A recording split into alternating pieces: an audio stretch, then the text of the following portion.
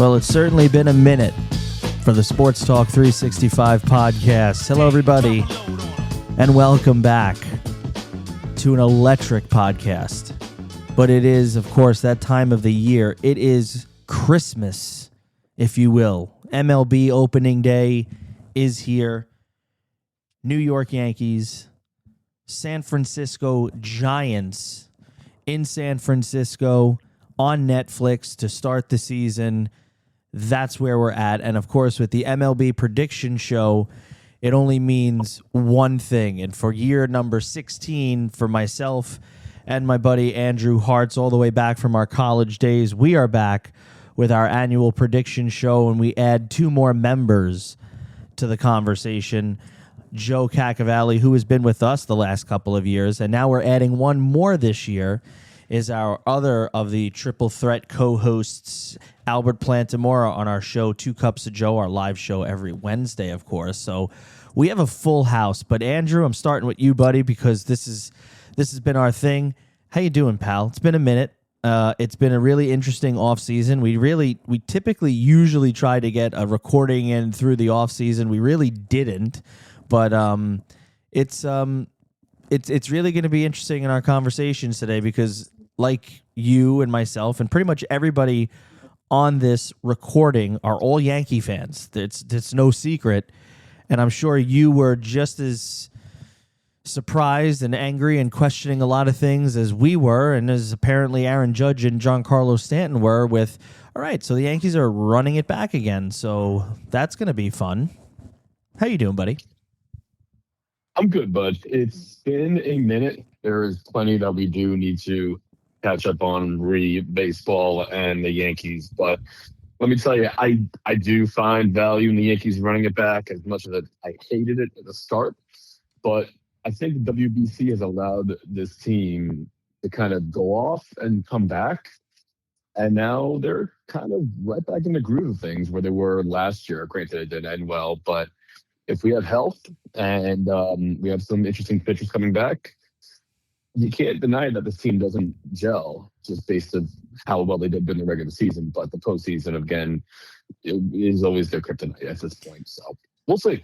We shall see, of course. And then, of course, at least we can't forget the other local in the area, and that is the New York Mets. Of course, there were a lot of questions about how their off-season was going to go, and I think it was a battle for both the Yankees and the Mets in the offseason as to, all right, who is going to piss their fans off more, because a lot of people were wondering, well, what are the Mets doing? They let Pete Alonso walk. He is no longer with this team. Quite a bit of turnover. Jeff McNeil gone. Brendan Nimmo gone. You bring in Marcus Semien. You bring in Jorge Polanco. And you're bringing back a Juan Soto who, he didn't have a bad year last year, but he just seemed out of sorts. And by all indications, like I guess from the outside noise of things, is that people were saying, oh, he really misses the New York Yankees. And that seemed to also be a running joke with Aaron Boone. So I'm curious, Andrew, on your take with all that on the Mets side of things. I mean, I think the most startling thing is the turnover that the Mets had in terms of their roster. I mean, it almost doesn't look the same, which, I mean, this is David Stearns now creating the team that he wants and that he feels can compete. With all that said, though, I think the Mets do have a pretty strong squad. I mean, you have Juan Soto, you have Freddie Peralta. While I do think losing Edwin Diaz is one of the bigger things, excuse me, but Devin Williams, we'll see how he adjusts. Luke Weaver didn't really look great for the Yankees last year. I think that the Mets will be a beneficiary of the NL East. Let's put it that way, in terms of the Braves not being great looking right now, and the Phillies, you can't really rely on them. But the Mets did a few things. Yeah. But we'll see. Yeah.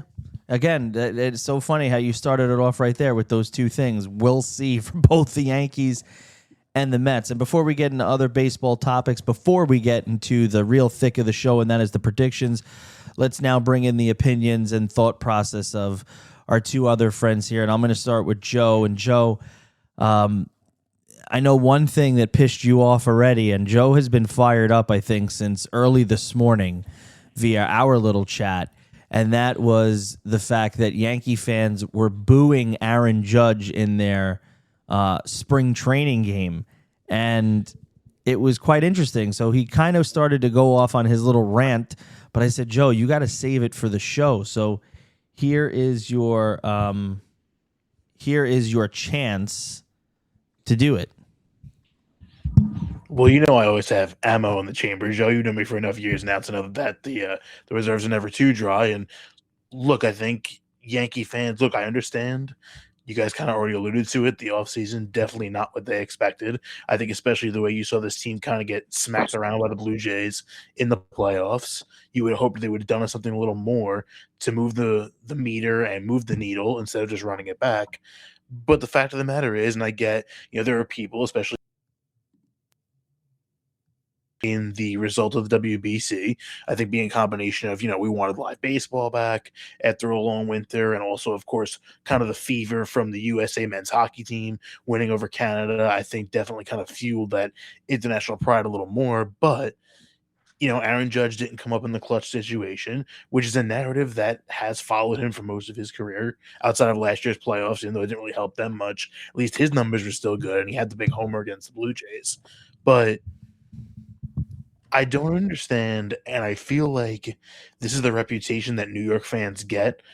I feel like New York fans often are seen falling into two camps. It's either we expect everything and we want nothing but the best, but also we're looking for reasons to be miserable.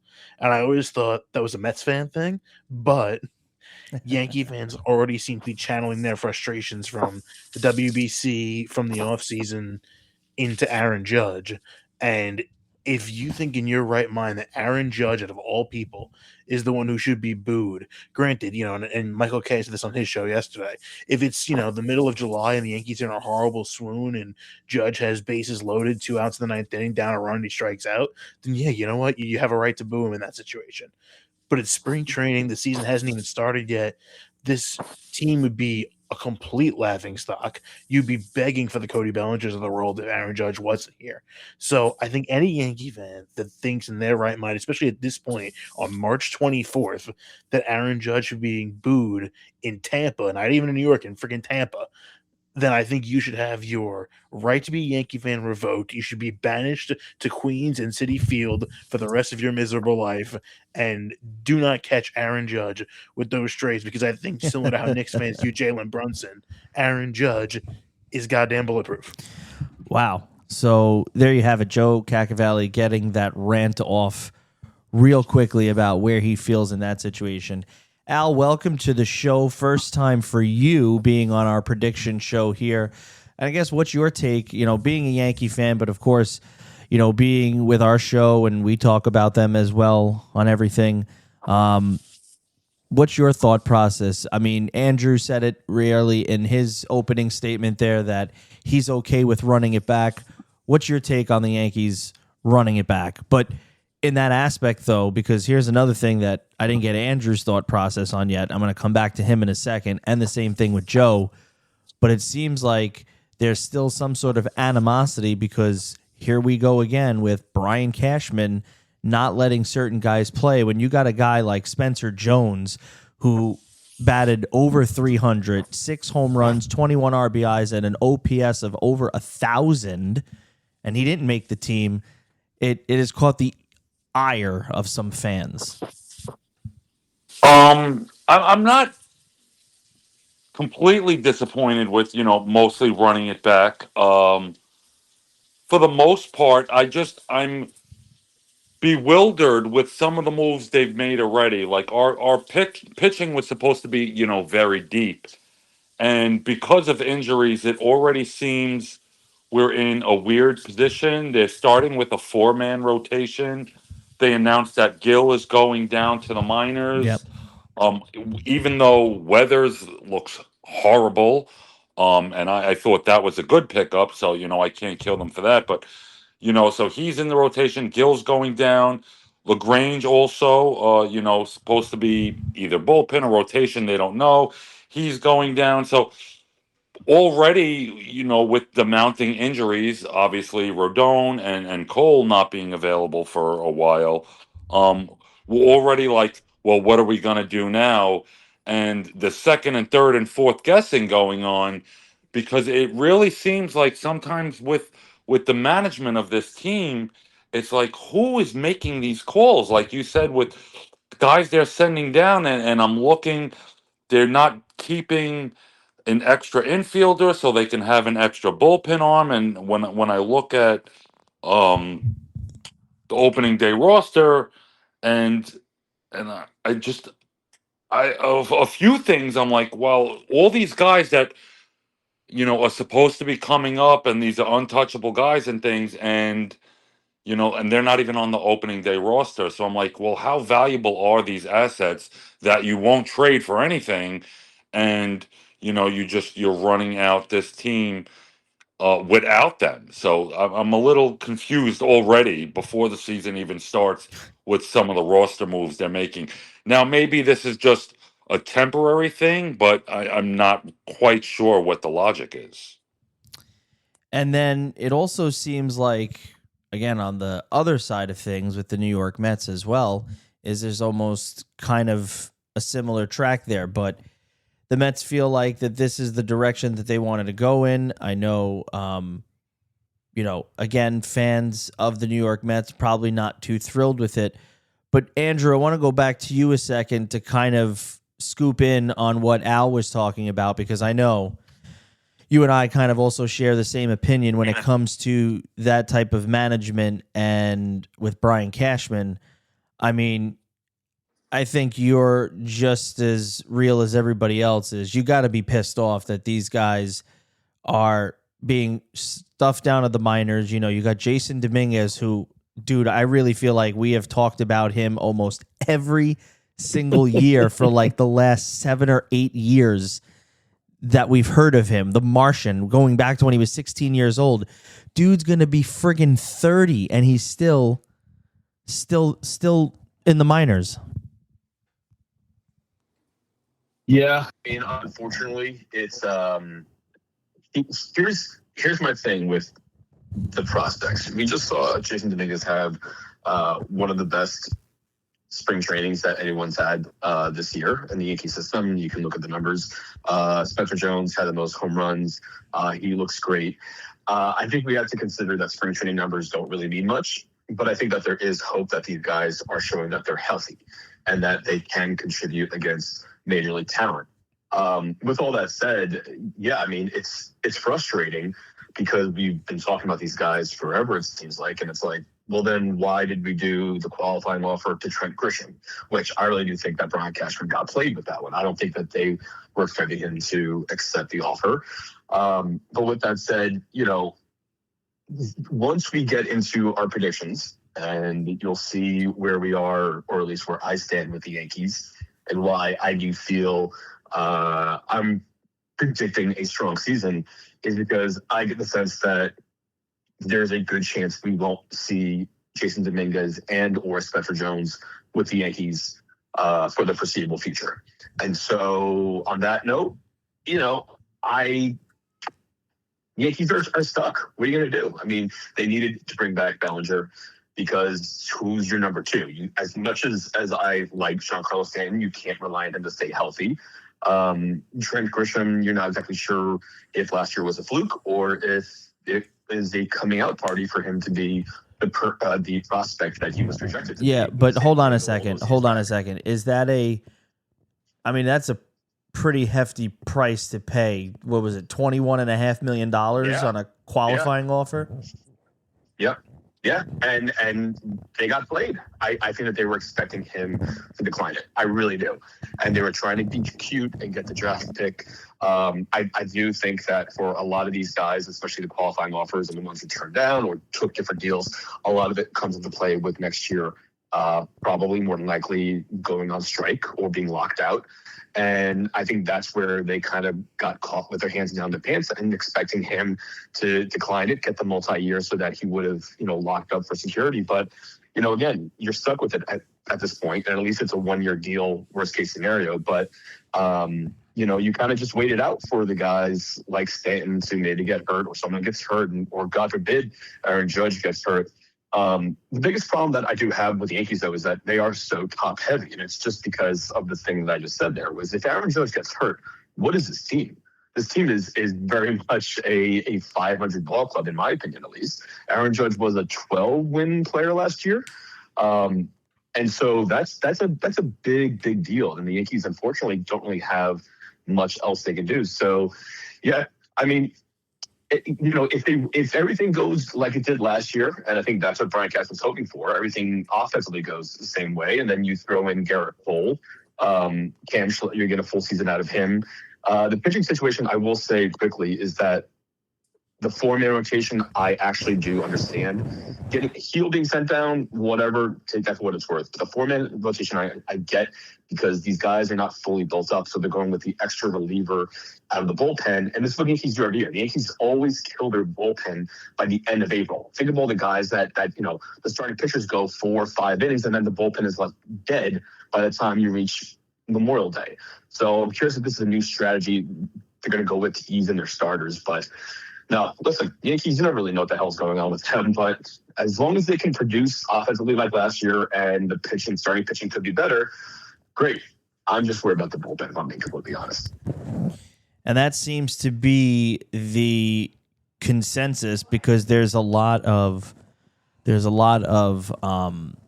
question marks, because you do lose, even though that they weren't the best last year.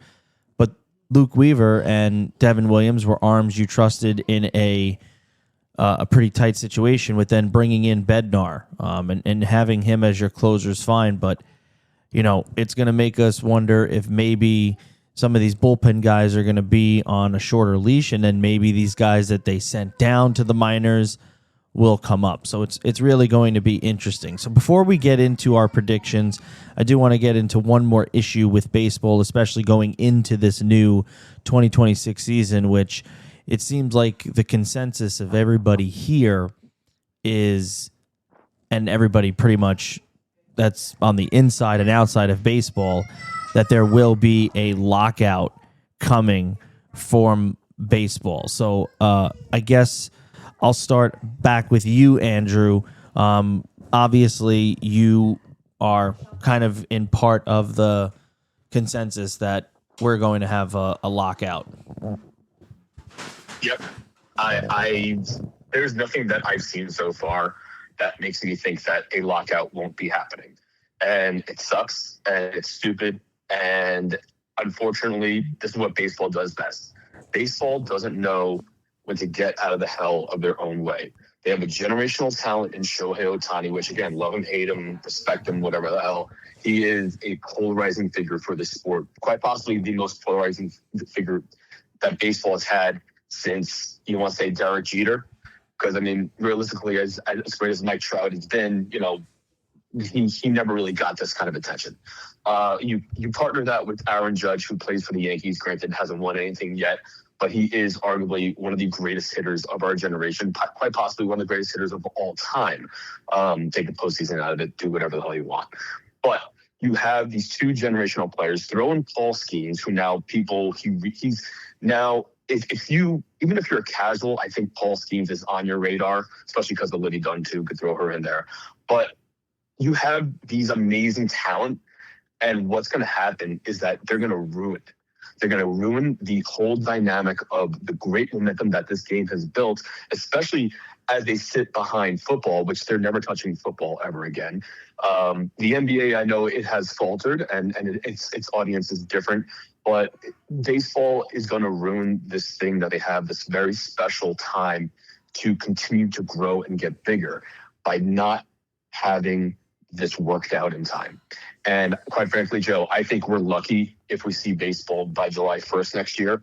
I think it's going to be a messy situation, because the players do not want to give in without a salary cap. And the owners need that salary cap to move forward. So how this gets resolved, I don't know. I mean, the new head of the players union, he is known for going on strike.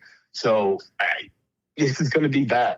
It's going to be very, very bad. Whether it be like 94 bad, and people are going to forget about it and lose track. Honestly, we're in a day and state right now where I think it would be even worse than '94 because there are more sports now that are at our fingertips, like soccer, like esports, and all these other things that are easier for people to watch. Baseball has to be really, really careful because there's a chance that you're going to lose some real generational talent along with real future fans of the game. Joe, what is your take on that? I think what Andrew said is on brand. I think that baseball is facing a number of different problems, starting, of course, with the possibility of a lockout next year. I think it's very obvious that baseball has, if not the most distrust between its owners and its players, it's at least the most in the public eye. There's been such a fight when it comes to a few years ago when everything was going on with the pandemic. They were trying to figure out how to restart the season after that. And that was causing a lot of, back and forth. Then we had the labor negotiations previously that came down to the wire, and they were able to extend things a little bit. But this is a point here where there's so much contention over the salary cap.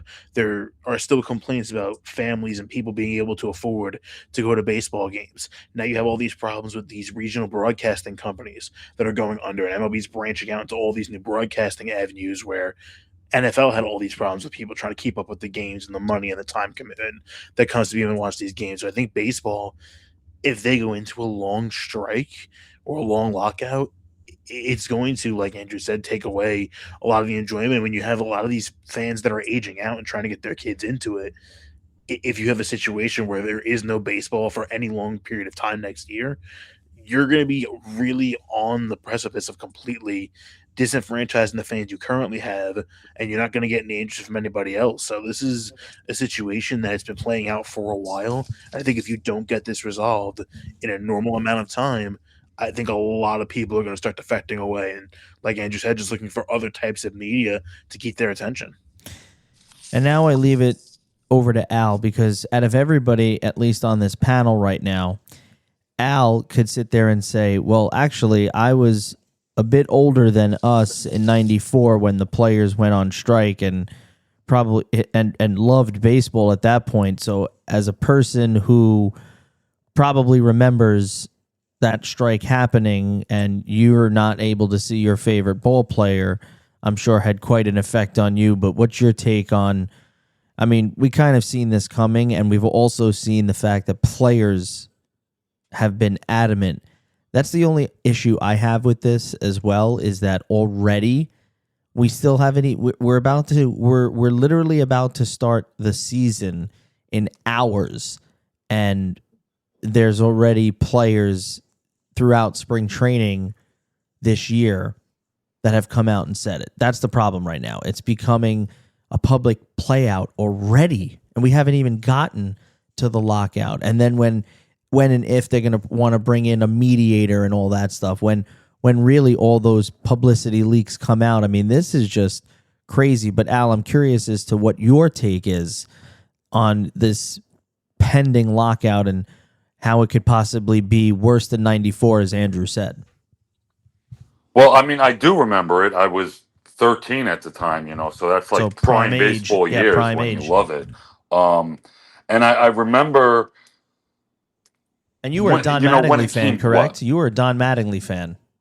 Oh, yeah. And so that was a year that the Yankees potentially could have played in the World Series. And there was that always thing, right? They always talked about Yankees Expos. Yeah, so that was, that was going to be our year, because remember, this is before the run, when we came in and we were dominant, and this was the end of, Donnie baseball. And so there was always that question of, could, we have had it, or the Braves, or, there was a lot. It's so long ago, it's hard to remember, but I do remember it going away and baseball like not being part of our lives for a while. And then what I do distinctly remember is when it came back, it wasn't the same for a lot of people. Now, for me, it was because I grew up with baseball. Baseball was my number one sport as a kid. Um, but I feel like they lost a lot of the casual fans, and then you lost all those prospective new fans. So I think doing that now, you're going to lose a lot of casual fans. You're losing anybody that you could have brought in. And like you guys said, there's so much more nowadays with not just sports, just with everything. You know, the internet, everything's at our fingertips. We didn't have the internet in Yeah. '93, you Yeah. know, so Yep. and we had shitty video games. So when Exactly. you're taking it out and then just like now when we bring in other sports, soccer or volleyball, when something gets popular in the Olympics and it comes in, people aren't quick to buy into it because they weren't bred with it, and we were bred with baseball, and now it's gonna go away. I'm fairly certain it's going away. How long is it gone, and how much does it hurt the game? But it's gonna hurt, it really is. And the longer it's gone, the worse it is. And like you just mentioned, we're gonna have to hear about this all season. So that's just gonna, it's like one of those headaches. Well, a lot of times where you don't want to bring the player with the baggage in because now that's all the people are going to be, Yeah. asking about, all the reporters, and we're going to hear about it all. And as the season goes on, it's going to get worse and worse. So it's putting a shadow over this year too. So I wish they would find an answer, but I don't think that's going to That's happen. why I'm I really think. surprised. That's why I'm really surprised that we didn't see a little bit more in contract signings. I mean, I know we saw Pete Crow Armstrong sign a contract extension today. Obviously, some of the contracts that were handed out, you knew players were bracing themselves for this potential lockout. And then the other issue I have with all of this is, like you said, there's so much more now in the sense of with even sports betting. And I think the most craziest thing is, and again, this could be something for later on down the line throughout the season, but now this partnership with this Kalshi app, where that's a predictability, like that's a predictions app. So I mean, like now we're really getting into all of this. So as this is what happens when you're recording a podcast in a house with toddlers, you get a crying baby in the background. That's exactly that's probably what's going to sum up how the 2026 baseball season is going to go when everyone is locked out by next year. All right, let's get into our predictions and kind of get into the thick of it. This year, I kind of did a little different with our graphics. In the past, Andrew and I have done it where we've given our team and how many wins. Changed it up this year. I really was kind of being more lazy than anything. And the laziness led to, all right, I'm just doing teams and what the playoffs are and the awards. But the most interesting thing is, and this was before we got you on the phone, Andrew, I was talking to Al, and then Joe popped in on it. But, Fangraphs is usually the go-to for Major League Baseball. They use it on their graphics on their shows. And so I'm looking at the standings, and I'm looking at what their projected standings are. And I was telling Al, literally only one team is projected over 90 wins, and that is the Dodgers with 96. Everybody else is at about 88 wins or less. So you're talking about more than half the league is going to suck and be under 500. I'm just curious as to, I know we've had some crazy predictions, but I don't think I've seen this much where Fangraphs is sitting here saying, yeah, pretty much everyone's going to be hovering 500 or below 500. I think that is a rather large takeaway. I know with BetMGM, there was only one team projected over 100 wins, which was the Dodgers, of course. There was a few that were definitely hovering in that middle to 90s. So it's interesting the contrast between, I guess, the betting sites and the more analytical traditional sites that us baseball sickles are used to. But what I do think that does say, though, is that there is a great deal of parity within this sport. I'm just looking at my predictions now here before we get into them. And there are a lot of mediocre teams, but when you look at the talent that is out there. There are a lot of really good players mixed in with all these teams, but there's very few super teams assembled. I think like teams like the Yankees and the Mariners and Phillies, Mets, the Cubs, Dodgers, like there are the teams who should be the powerhouses here, but I think you just look and see at the parity that we now have in baseball, where there are, the crappy teams, like the Angels, the White Sox, the Rockies. Those teams are going to be bad. And I think that's what's more indicative of, where it's like those are going to be the teams that, win the 50, 40, 60-ish games or whatnot. So the other teams are going to feast. And I feel like that's maybe where they're getting it from. But in the same breath, look, we're always kind of surprised at the end of the season by different win totals and, which teams get a boost of, the rookie phenoms that come in and help lead a team in that sense. But no, it's an interesting thing how little faith that, Fangraphs have in these teams kind of like separating themselves from the pack. And if that's the case, then it could be some really good tight races down the stretch, as we kind of saw last year. It absolutely can. All right. So what we'll do is we'll go through each division. We'll go through our entire, what's our order. Give your brief little take on each team and why you picked them there. And that's how we'll do it. We'll go from division. We'll start in the American League. We'll start in the American League East. I'll kick it off, gentlemen, if you don't mind. So here's the way my East lines up. Toronto Blue Jays finish first. Yankees finish second. Red Sox finish third, the Baltimore Orioles fourth, and the Tampa Bay Rays fifth. And it's so funny because I texted Andrew and I said, I think the AL East for the first time in a long time kind of really took me maybe a little bit longer to kind of come up with why I wanted to do this. Look, I have to give credit where credit's due. Toronto went to the World Series last year. Did they win? No, they didn't. But they finally showed the potential that the team had. And I think that with that, they grew as a team. And I think not winning the World Series and seeing that, there is a large target on the Dodgers' back, because if you really want to give credit where credit's due, it's the Dodgers for me more than anything, and that's already spoiling what my pick at the end is going to be here. But I really believe that the Toronto Blue Jays are going to be that team that pushes back. They'll win the division, but I do think that they might fall short because I think, though, they're going to be hungry coming out of the gates, and I think that's what helps them.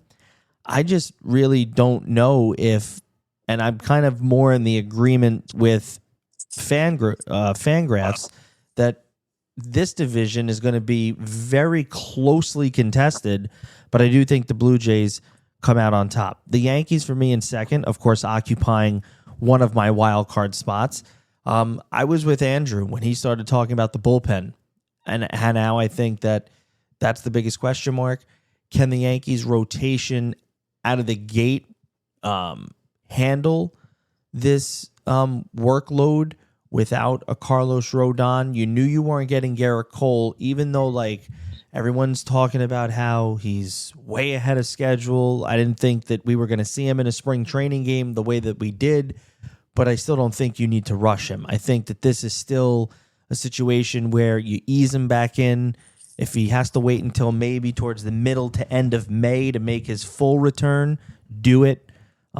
So that's why I think that they finish second, because I just don't know if the rotation can hold up as long as they can without those two guys in that rotation. But then if you get them back healthy, it's a different story. But that's why I think it's going to be tight.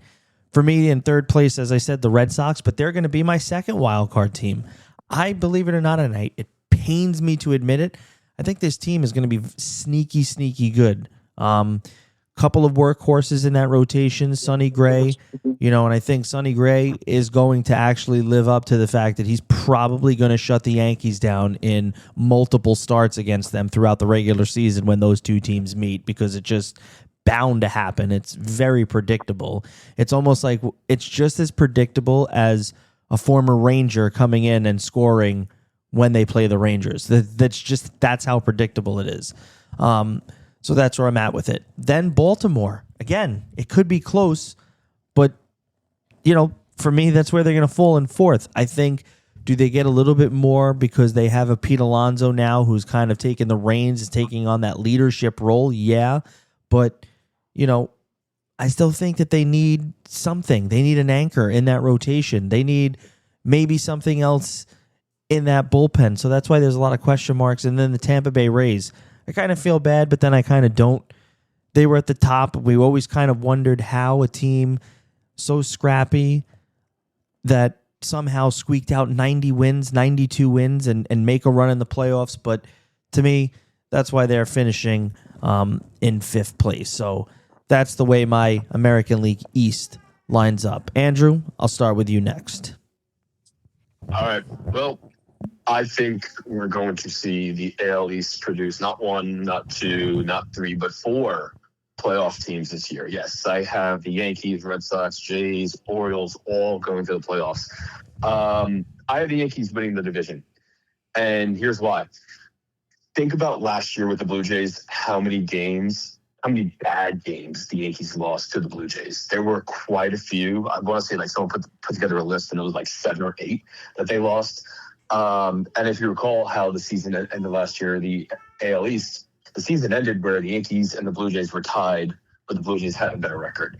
So in my mind, if the Yankees even win one of those 7 crappy games, they would have won the division.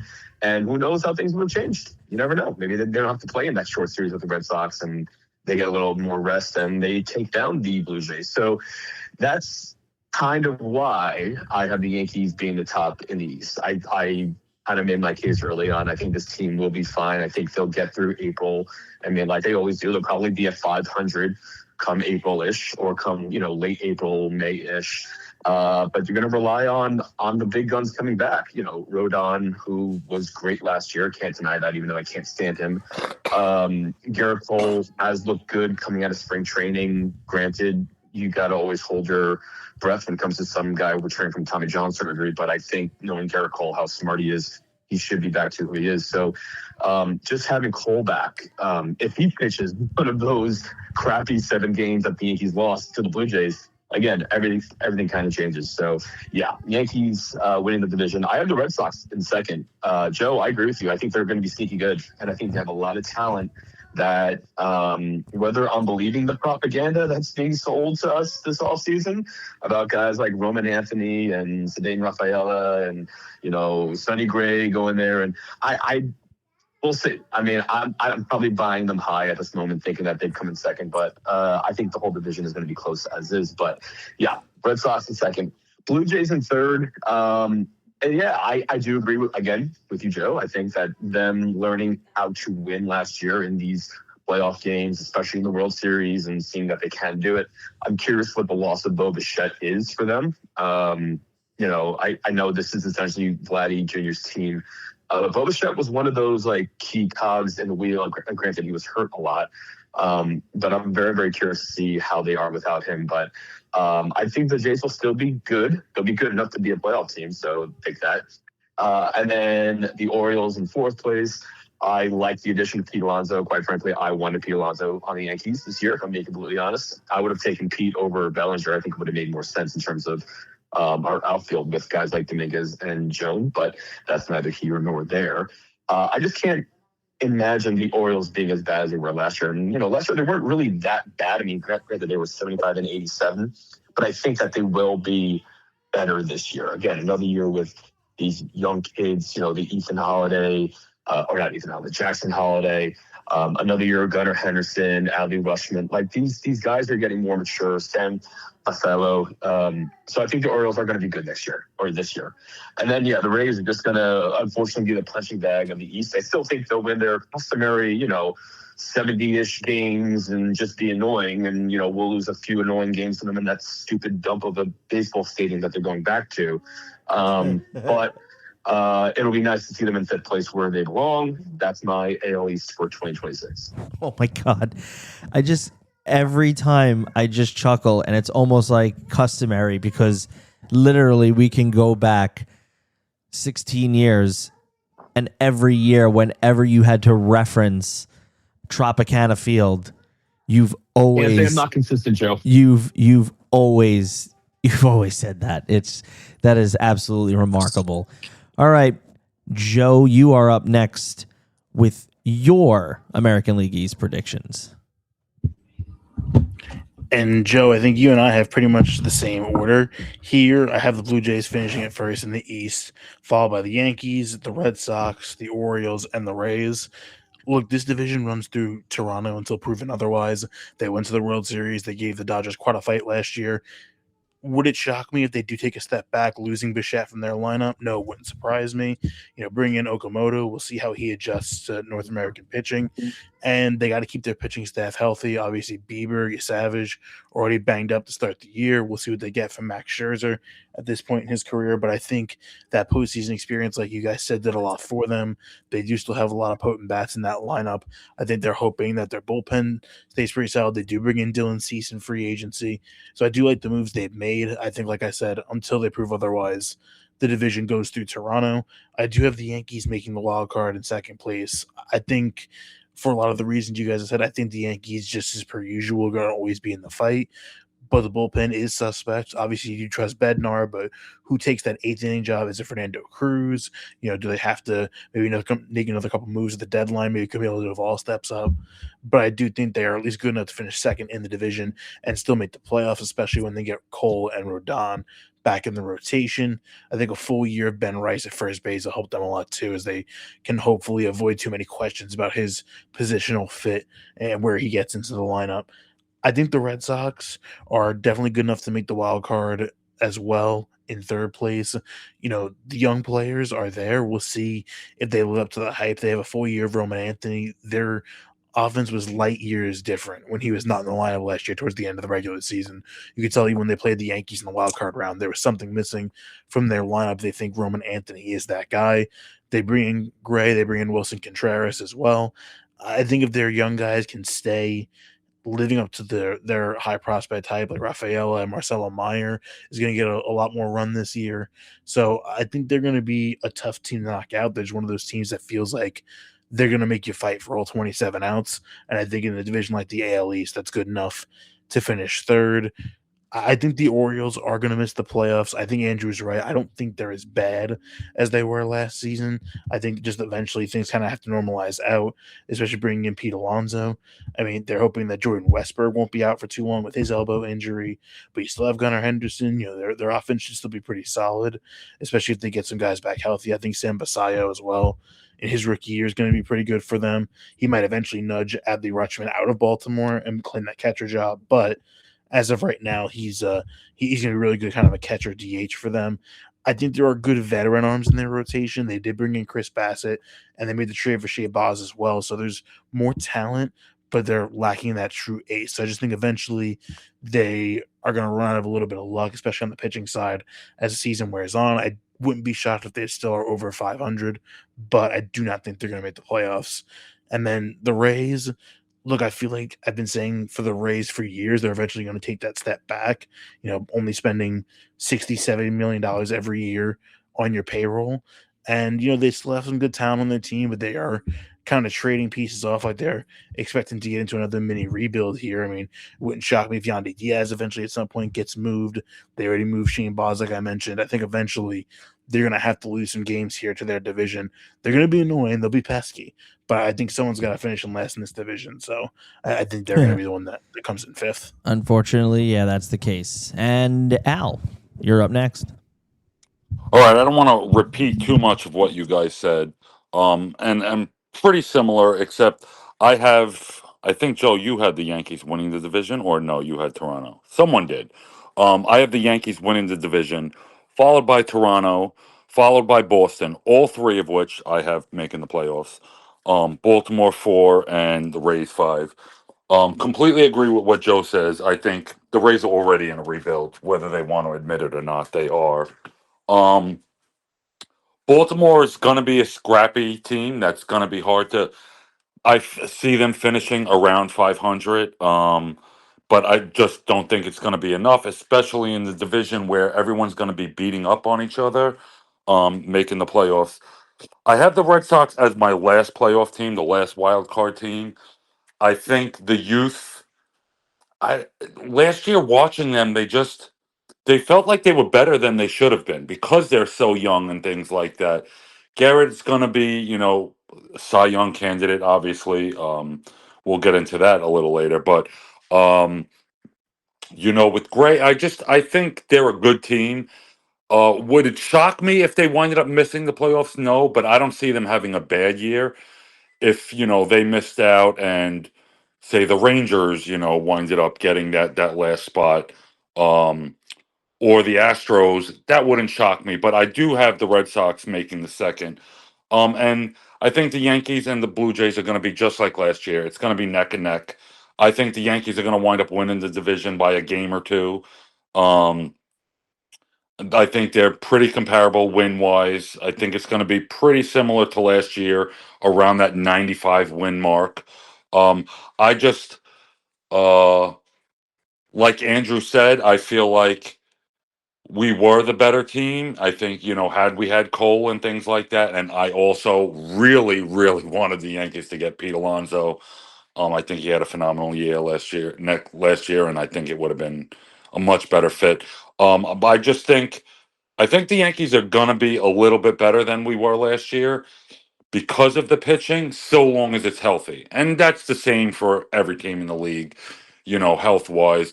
But I think with the health, because the pitching hopefully will be a little better, that's the reason why I gave the Yankees the edge there. And I think the Blue Jays did play a little bit over their head last year. So that's why I picked the Yankees to win the division. All right, moving over to the American League Central. I am completely buying into this Detroit Tigers team. That's my division winner here. This is my team that goes extremely deep into the playoffs here. I think now with the addition of Framber Valdez in that rotation with, of course, Tariq Skubal, who has just been a clear standout. Like, this looks like it's going to be the next ace of baseball here, if you will. I mean, it's electric stuff. They have a seasoned manager who can now bring this team over the hump, and I really do believe that this team is going to be better, and that's why I have them as my division winner. Another team that I see is on the rise is this Kansas City Royals team. I think that they were good last year, but it was growing pains, right? I think the presence of the legendary Salvador Perez completely helps them. They have a really good prospect in Carter Jensen that's coming up that's going to probably get that baton passed to him as well. And I think this Kansas City team is going to be good. It's a second-place finish, but unfortunately, because of how competitive and how the American League East is going to be the gauntlet fight, Kansas City, I think, is the team that just falls short of it. But listen, if there is a team that can sneak in, I think it's this Royals team. Cleveland Guardians, I feel like a lot of people are going to sit here and say, I'm putting them too low. I think that they have been pretty good. Stephen Vogt has done, Vogt, or whatever his name is, has done a phenomenal job there, and I think he deservedly and to kind of pick that team up from Terry Francona, I thought was terrific. But I just feel like that there's a lot of question marks team-wise. And then you have the distraction, even though it's been relatively quiet, even though I think there was some recent news on it. But, you lose one of the elite closers in the game from your team in Emmanuel Clase and the pitch tipping scheme that essentially should probably ban them from baseball for life. Him and another Cleveland reliever. So I just think that this team is starting to get its fall from grace here, and I just think Kansas City is going to be better than them. For me, then, in fourth place is the White Sox. I think they do come out of the basement this year because I do think that they made some investments into this team, and I think that they have some veteran presence now, and I think that there are some players that are buying into what they're trying to do as an organization. So I do think that they take the leap out of the basement, and I think this is finally Minnesota's fall from grace, and that's why I have them finishing dead last in the Central. Andrew?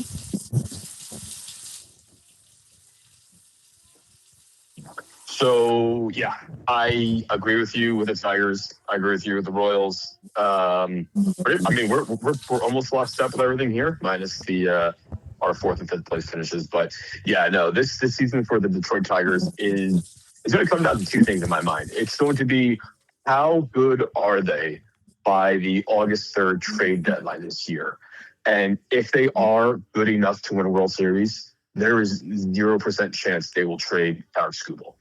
And I think that that's the main issue is going to be how good are they? This team cannot be, if they are good, and I mean, I have them winning the division, and I agree with everything you said, Joe. If they are that good, then you're going to be facing Tarek Skubal in a short series because, I mean, he's winning the most games. So you have Tarek Skubal in a short series, which is dangerous, which is scary.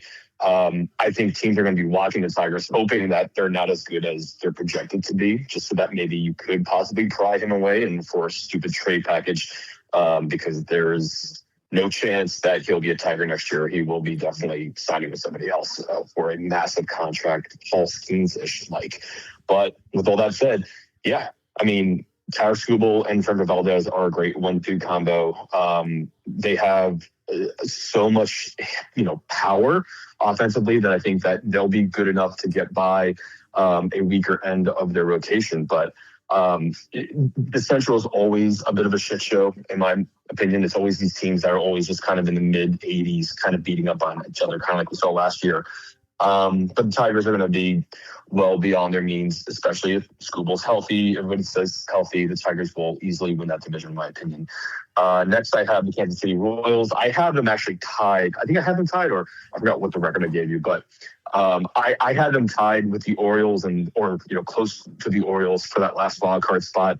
I think they do take a nice jump. Bobby Witt Jr., I think, of course, will probably challenge Aaron Judge for the MVP. If Aaron Judge has a regular season, which is still fantastic, and Bobby Witt does what he does, he'll probably win the MVP because the voters will have Judge fatigue. But besides all that, I think they're still a couple pieces away from being a true contender, but they are certainly on the weapons. And quite frankly, not to get into 2027 predictions, but I can easily see them winning this division next season without Tarek Skubal manning the Detroit Tigers rotation.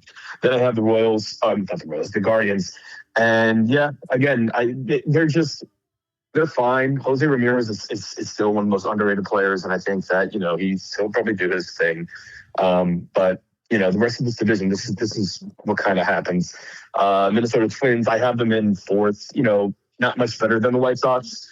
I kind of agree with you as well, where they kind of take that step back and they just they're going to be the team that people beat up on. I think they've lost too much talent. You can always count on Byron Buxton missing, doing his Giancarlo Stanton impression and missing, half the season with injuries. So it's just tough to see them being good. And the White Sox, I have in last place. Probably should have put them over the Twins just because they have the Pope on their team now. And I think the Pope will definitely guide them to 10 or so wins war-wise. But no, I mean, maybe the White Sox will surprise us. I like the first baseman. I'm blanking on his name. Murakami, maybe it is. Oh yeah. I'm intrigued to see what he does. He was the big, hyped up Japanese prospect that nobody wanted, which is still kind of crazy to me. So I'm very curious to see how he does this year. But no, I mean, again, you're going to get a lot of teams in the 50, 60 range. And unfortunately, I think that's where the White Sox stand. So Tigers winning the division, everybody else just missing out. Joseph.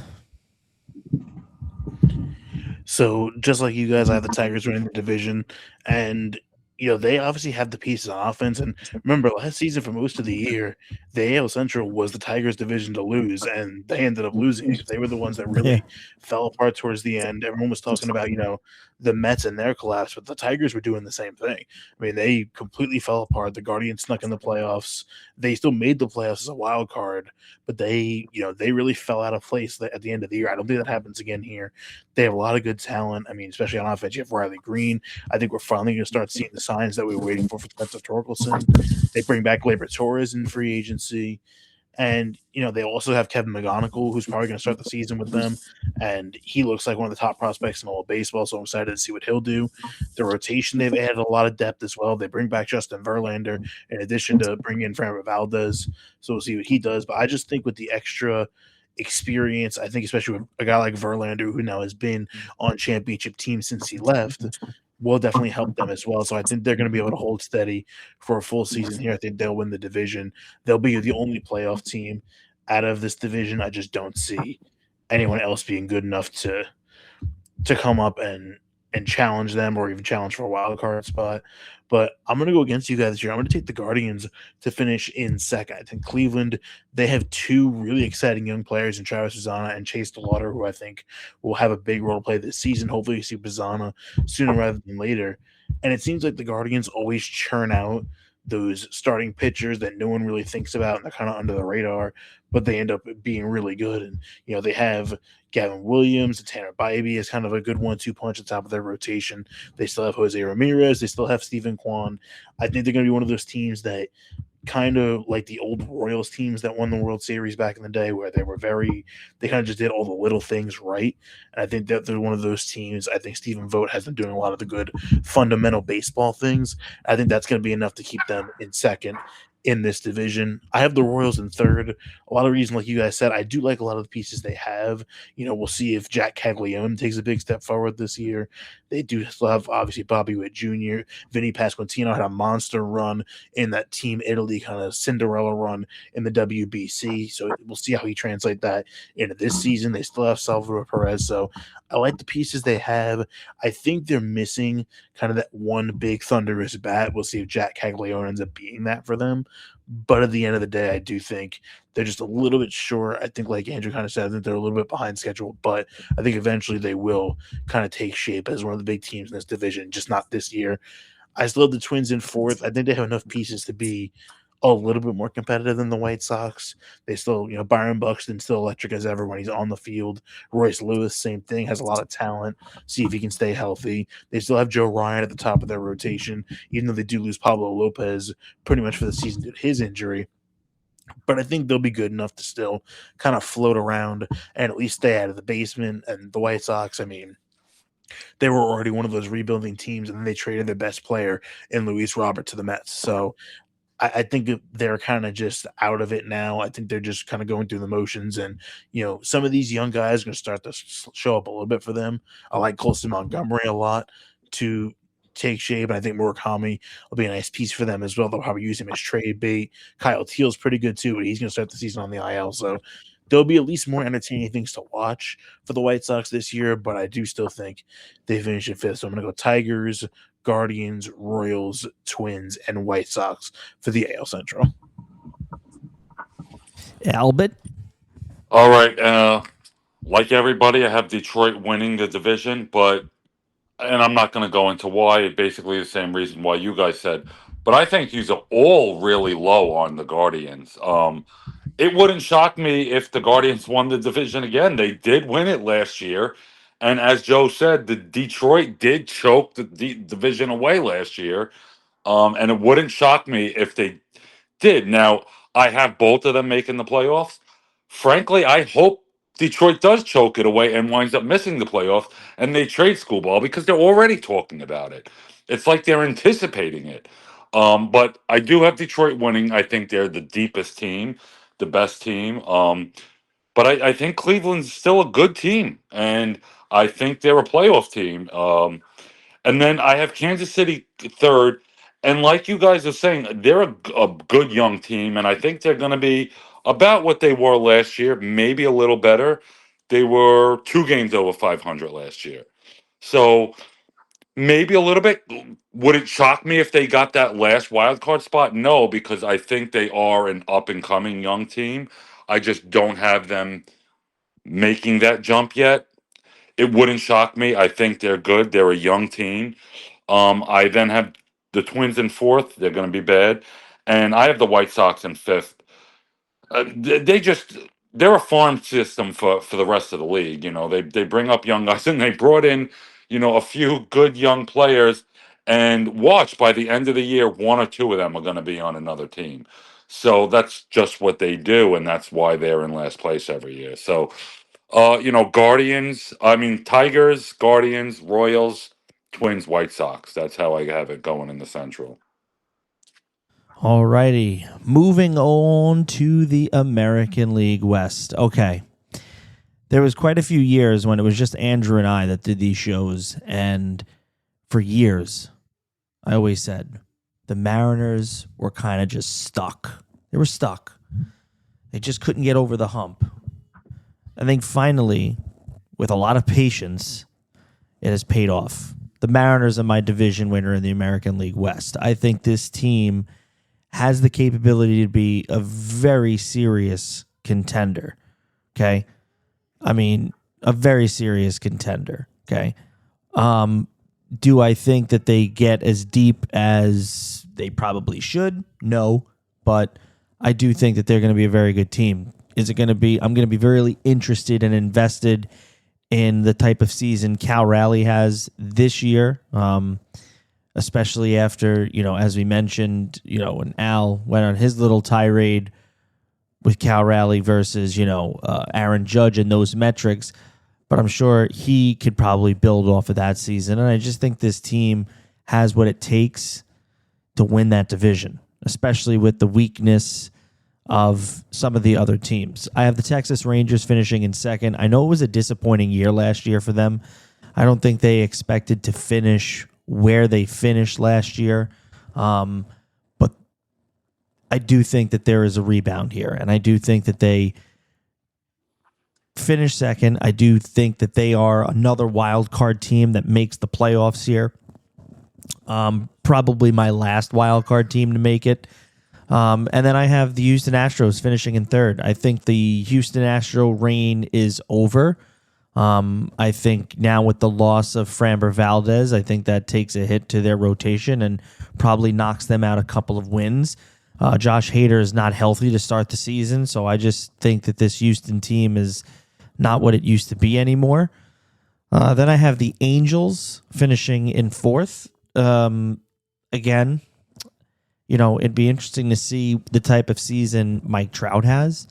I know I'm not going to lie, I was actually trying to draft him, but it's so drastic how much it has changed over the last short amount of years because of the amount of injuries that mounted up for him in his career. But he, I think, went in like the 18th or 19th round in my draft, but I had him on a board saying, if he was there for me, like around those rounds, I'd probably take a flyer on him because, is he maybe fully healthy? He is, but then there's that inevitable like freak injury that happens. But it's just a shame because he has had a tremendous career, but no playoff career, essentially, which is sad. And yet he has still remained loyal to this team, even though he's from over here, which is really interesting.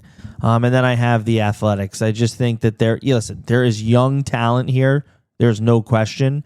I think there's a little bit more hype now in the organization with the fact that they're moving to Vegas.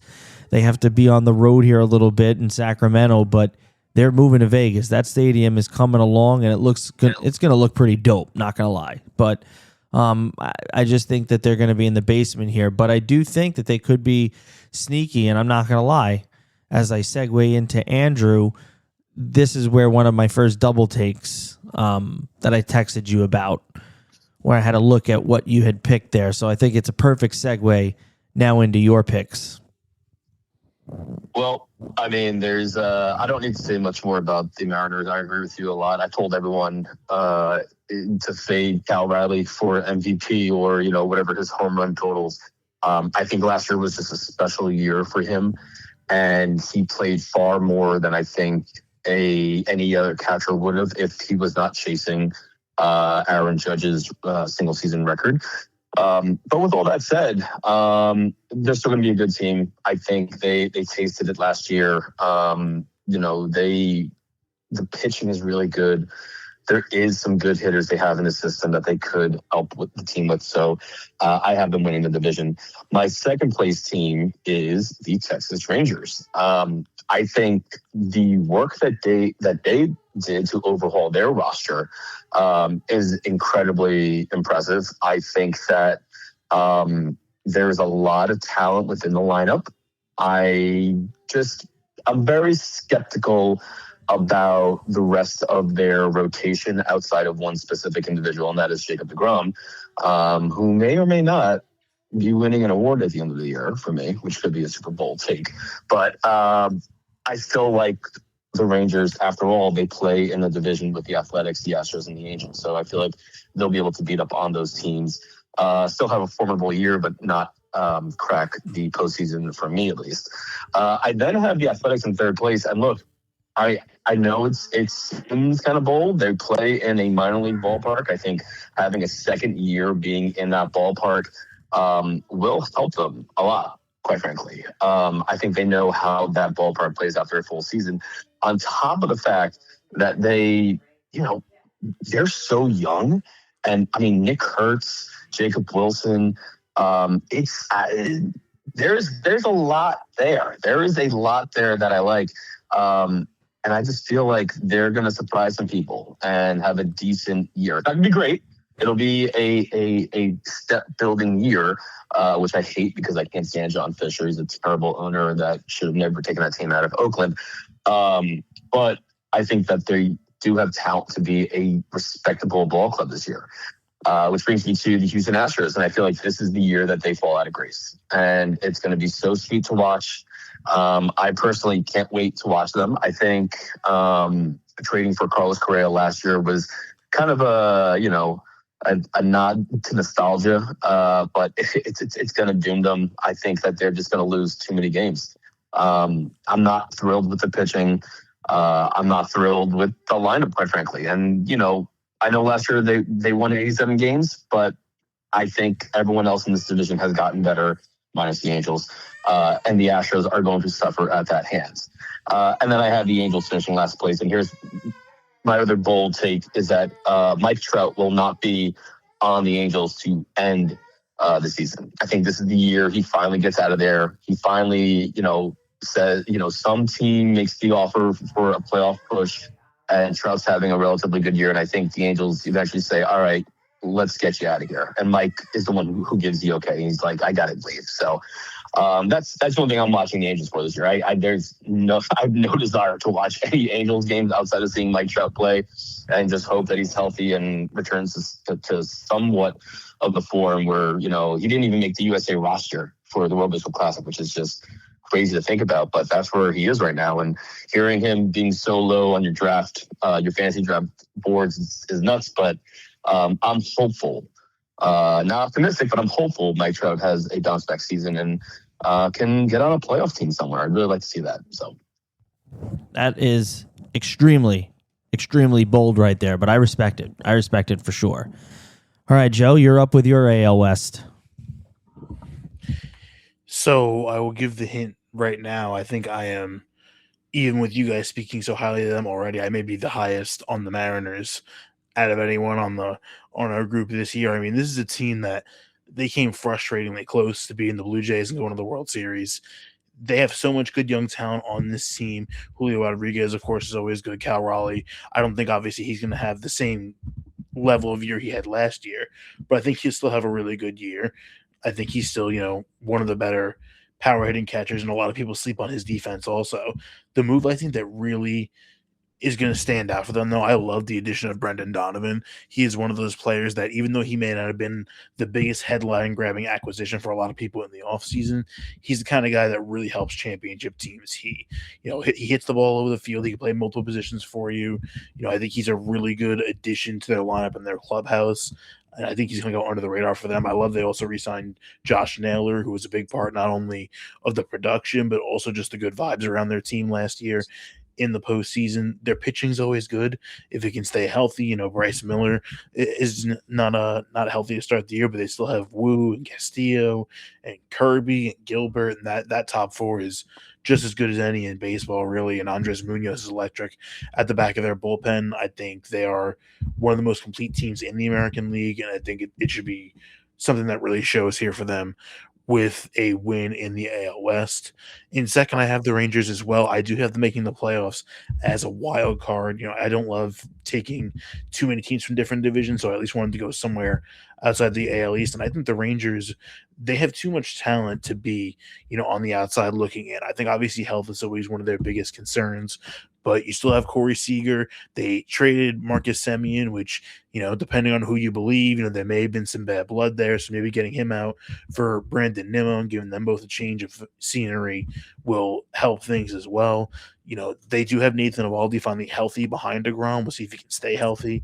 But he's someone that is a really good number 2 starter if they can get him back on point. I mean, Josh Young is still really good for them as well if he can get back healthy. There's a lot of question marks when it comes to just the overall health of their team. Wyatt Langford also had a big breakout year last year for them. So I think they have enough talent to compete.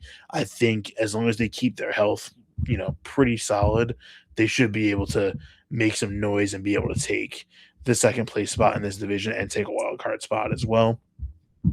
And I have the Astros in third. Like you guys said, I just think they're going to start falling off a little bit. And it's not just the vengeful Yankee fan inside me that says that. It feels like over the last few years, they've lost a lot of big pieces that have changed their team. They lose Correa. They ended up getting him back, but they lost him. They lost Bregman. They lost Kyle Tucker. They lose Framber Valdez now. So I think overall, the more pieces keep getting subtracted from their roster, the worse it's going to look. I'm not really sure how their pitching is going to be. They do bring in Tatsuya Imai, who had a surprisingly quiet market in the offseason. We'll see how he translates over to Major League Baseball to start his career internationally. But, like I said, their pitching overall is a little iffy. Hunter Brown's still really good, but I want to see who comes up after him.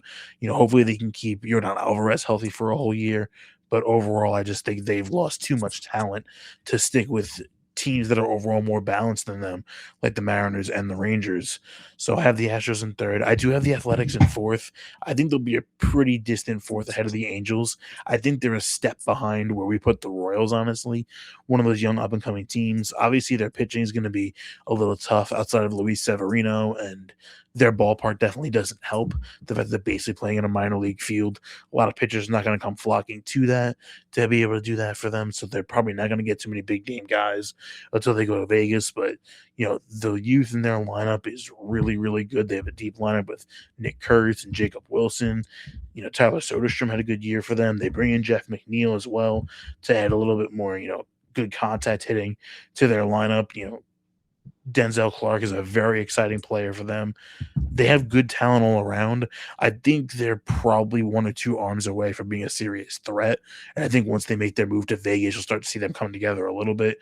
But overall, I still think they're fourth in this division. And the Angels, good news for you Angels fans. You got to go through a spring training without Anthony Rendon in your clubhouse. So I guess that's a good thing. But they're going to be a tough team to watch. I do like to see that Joe Adell is finally making that step towards the player that we thought he'd be. Zach Neto looks like he's a really good shortstop for them. So they do have some good pieces around Mike Trout, but it's very clear this team has other areas where they're seriously lacking. They can't really ever seem to find a really dynamite starting pitcher to put at the top of their rotation. They keep kind of usually taping it together with a few different guys, not really able to find that one ace that they can stick in the top of their rotation. Ever since Shohei Ohtani left, they've had a hard time with that. They bring in Grayson Rodriguez and you have Yosei Kikuchi, and they brought in Alek Manoah. They're looking for pitching anywhere they can get it. So I think the arms are going to be one of the things that keeps them out of most games. Even though they have some exciting hitters, they're just They suck. not really overall good. They're not a good team. So They suck. I go Mariners, Rangers in the wild card, and then Astros, Athletics, and Angels. Albert. Okay, pretty similar. I have the Mariners winning the division. I think Raleigh had played way over his head last year. I think he's going to take a step back this year. I think this is the worst division, obviously, in the AL. And I picked the Mariners to win it. It wouldn't shock me if the Rangers did. I think everyone's sleeping on them. Even me, I don't have them making the playoffs. But I said they were one of those teams like the Royals. I could see it happening. I have the Rangers coming in second. The Astros are finally, that dynasty is done. Have them coming in third.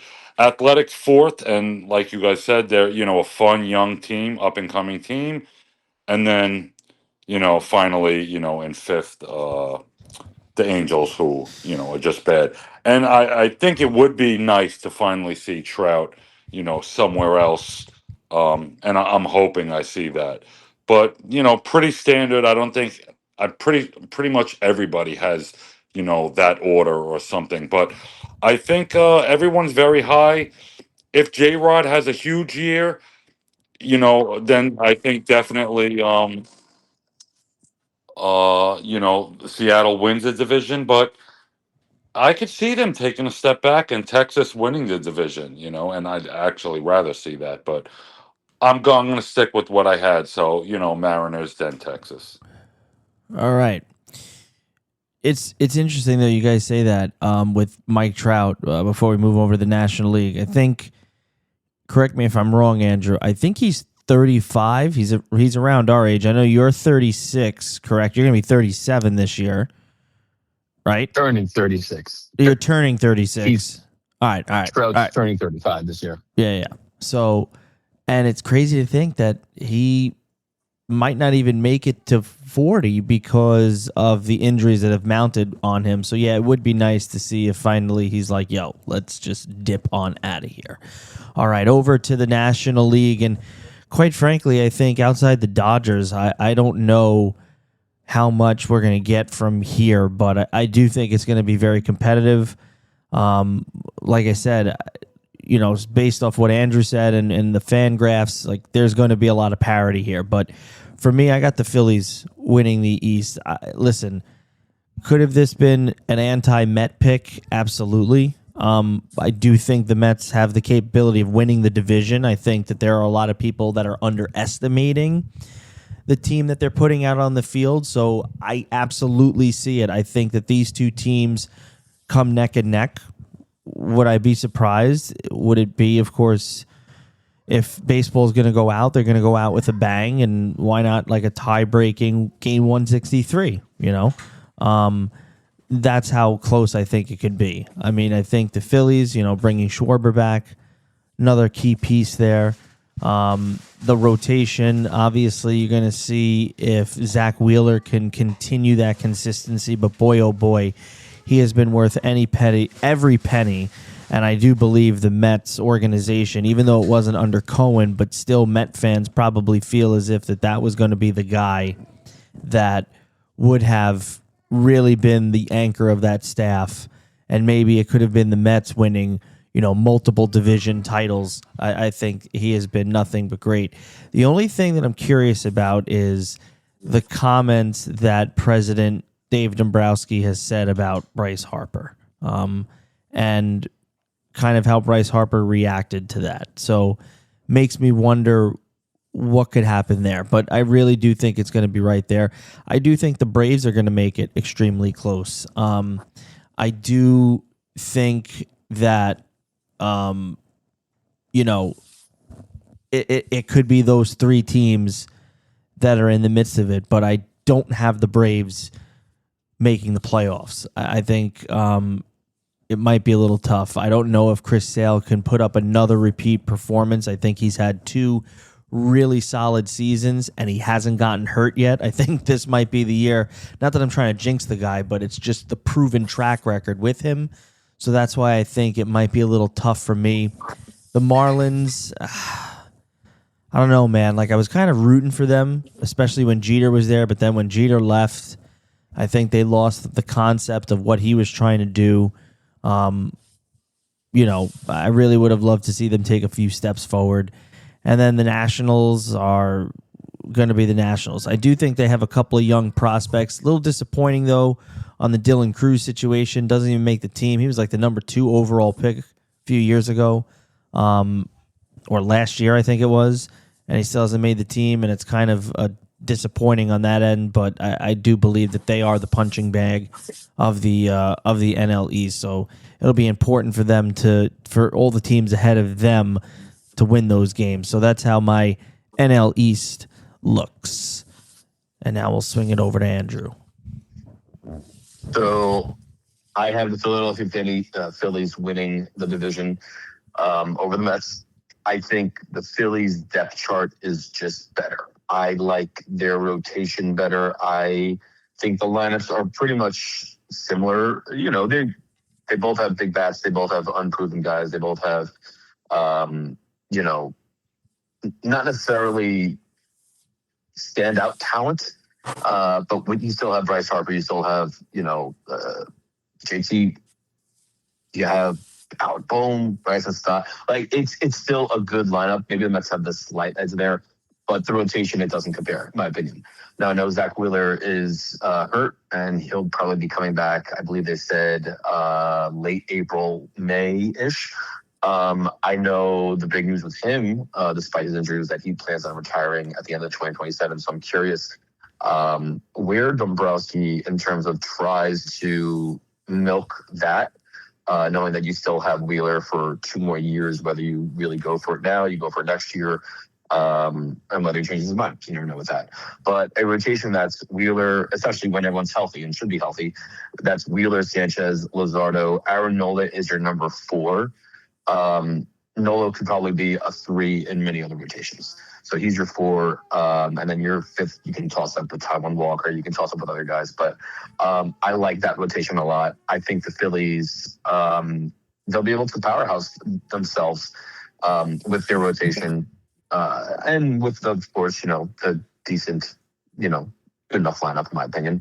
The Mets I have in second place. I have them getting one of the wild card spots. And this is not, hate on the Mets or anything, but I don't like the rotation. Freddie Peralta was a much, much needed move. If David Stearns didn't make the trade for Freddie Peralta, I'm very curious what the Mets would have done. Because, Nolan McLean, I believe he's had only 8 starts in his MLB career. And I know he looks like a stud. He looked like a stud last year, but we've seen players do really, really well down the stretch or have a short, small sample size, and it's not really great. David Peterson, Clay Holmes, curious how Clay does.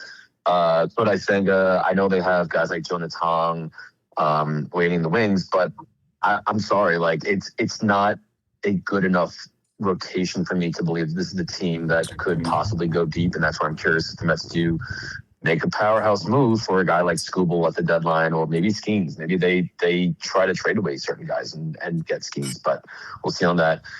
It's still a good lineup, good enough. Francisco Alvarez, you don't really know what you're going to get.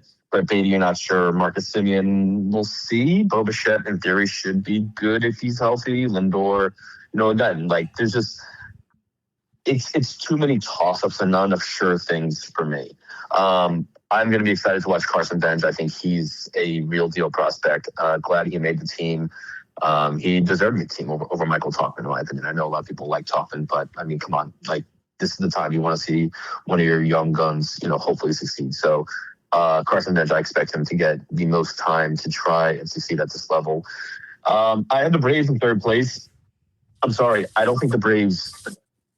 They were decimated by injuries last year. And I know they only had 76 wins, I think it was.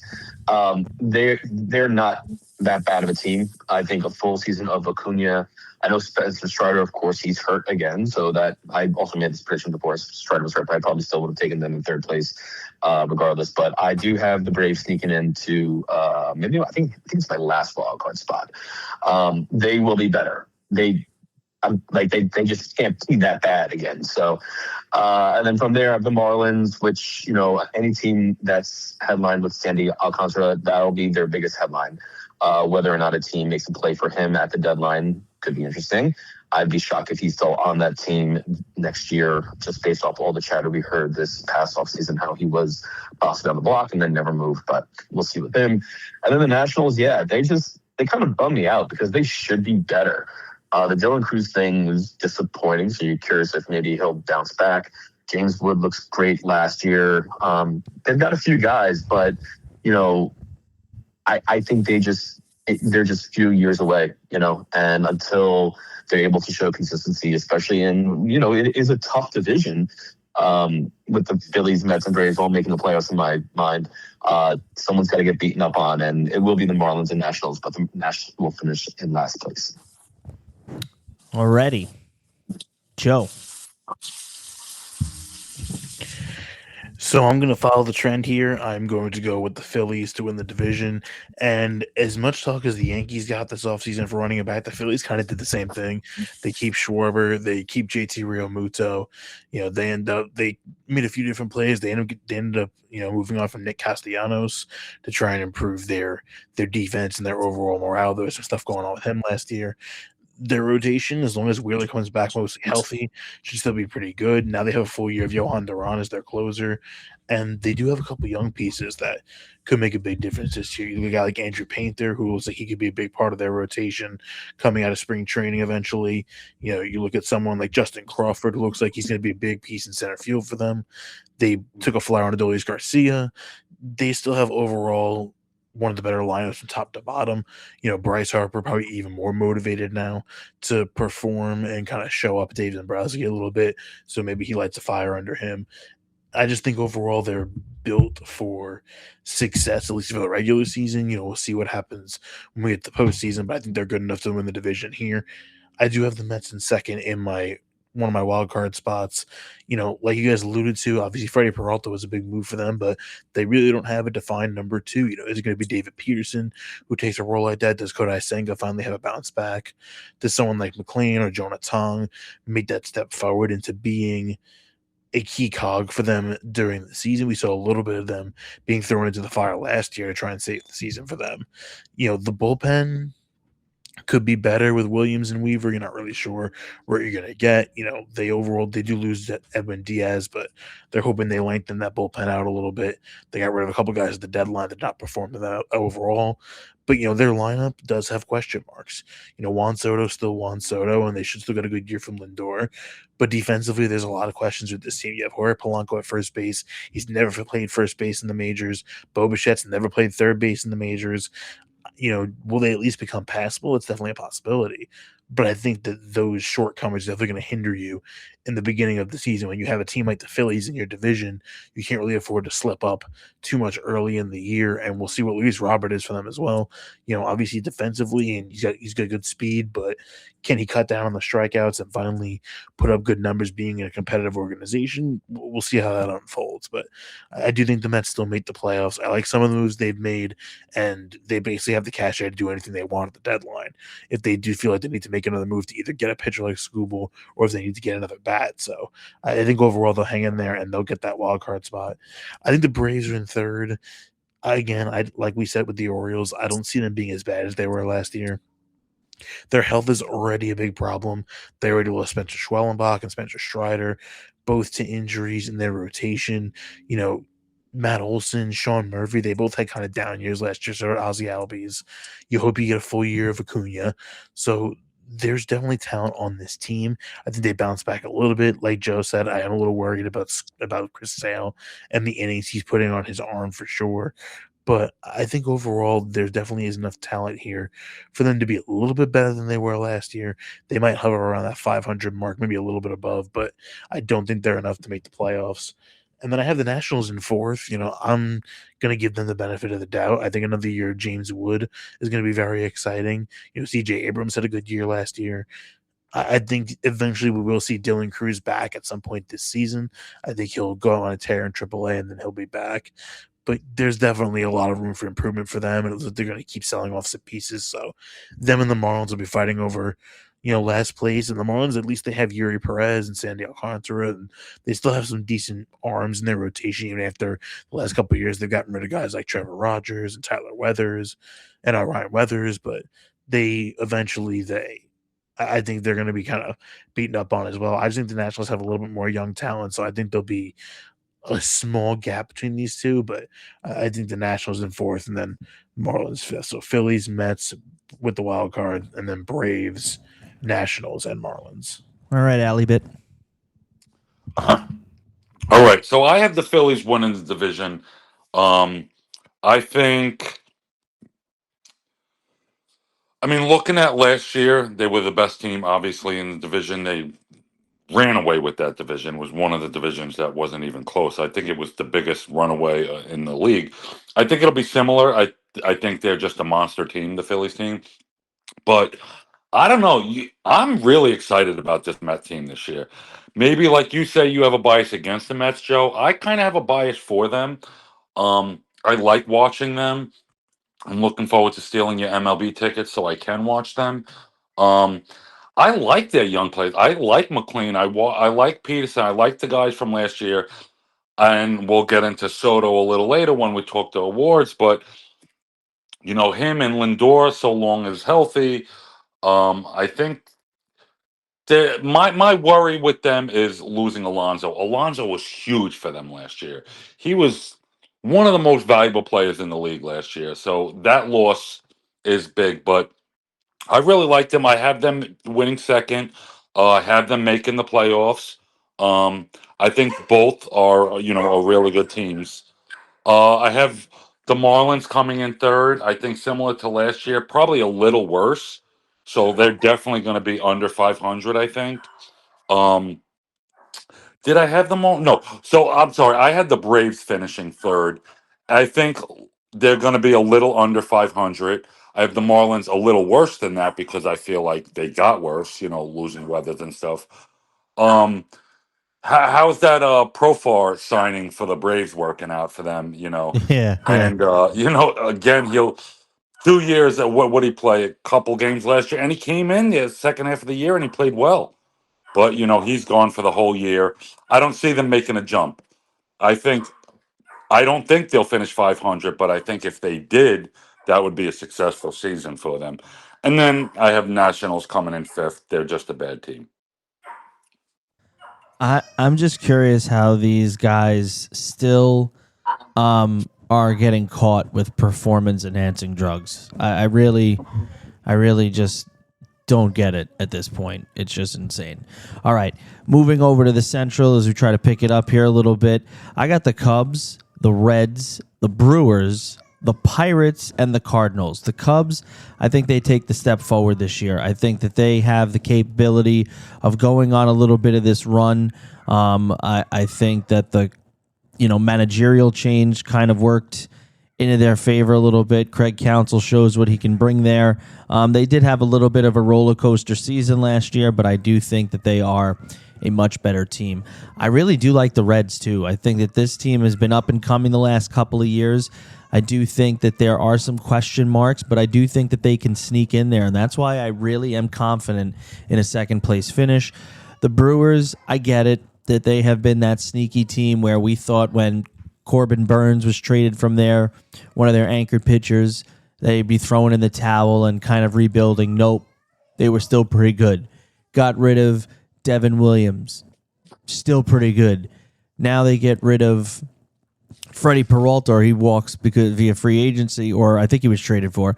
So it's like, I just don't see how they would finish any higher than where I have them. I do think the Pirates finish in fourth, other than the basement. Maybe they go higher than the Brewers. Who knows? And then the Cardinals. It's a full-blown rebuild. There's no question about it. And I think that they are going to, let the kids play. And that's why I think, for the majority of us, just teasing it a little bit here before we get into it in just a couple of minutes, our awards. But many of us have a specific Cardinals player that's going to be probably Rookie of the Year. So, because they're just going to let him play and see where it goes. So that's what my Central looks like. Andrew? So, yeah. I mean, I have the Cubs winning the division. I think they're just better than they were last year. I love the PCA move. I think that having Alex Bregman there, he's going to be great for them. I like the Cubs, man. Like, I'm just not going to deny it. I like the Cubs more than any other team in this division, and it's really that simple. It's very much like the AL Central, where the NL Central, I feel like, is just a mishmash of teams. There's going to be one team that runs away with it, and it'll be the Cubs. I have the Brewers coming in second place. Look, they're somehow able to trade away guys and still be good. I don't know how they do it. I don't know what devil magic they have that they're brewing up there, but they're still able to be good. But I do think they take a step back this year, just a little bit in terms of the standings. Losing your ace pitcher, I'm sorry, you can't make that up. I'm curious to see what Jacob Mizorowski does for an encore this year, or if he's able to take this step to becoming, an ace of the staff, including, and then I'm also excited to see Jesus Made, who should be up at some point during the season too. Actually, Made is one of 3 big Uber prospects that I'm excited about in this division. So maybe next year my feelings on this division will be different. But yeah, Brewers coming in second place. They're just, they've lost too many pieces. Third place, I have the Pittsburgh Pirates. It's the Paul Skeens show, baby. And I think you're seeing, now full on display. This is Paul Skeens, the man, the best pitcher in baseball, in my opinion. He's going to have a fantastic season for them. It's going to be a show, an event every time he pitches. And quite frankly, I'm going to watch more Pittsburgh Pirate games. I mean, I watch obviously the Yankees most, and followed by the Mets, just because I live in the same town. And I'm always curious about the Mets. I enjoy watching them go to games. But I would probably watch the Pittsburgh Pirates the most this year, behind those 2 teams, just because of Paul Skeens. I will make sure to watch whenever it starts. I'm intrigued to I'm looking at tickets for Mets opening day, quite frankly, on Thursday, if they get cheap enough, because that's the only time we're going to see Paul Skeens pitch in New York. I love that man that much. So I'm excited for them. I think he has a great year for them. Connor Griffin, the number 1 prospect in baseball, I think will be called up at some point soon. There's not a chance. He should be on that team by the end of April. They'd be stupid to be wasting him in AA, AAA, wherever the hell he's starting. So yeah, Pirates, I'm getting high on them. They're not going to be great. Again, outside of the Paul Skeens starts, they're not going to be a great team, but I will definitely watch every one of those. The Reds, look, I'm sorry. I can't get into the Reds at all. I know they got a wild card spot last year, but I don't see it out of them. I don't. It's as simple as that. Dylan Cruz, maybe he has a great year. I'm sorry, I don't care about the Reds.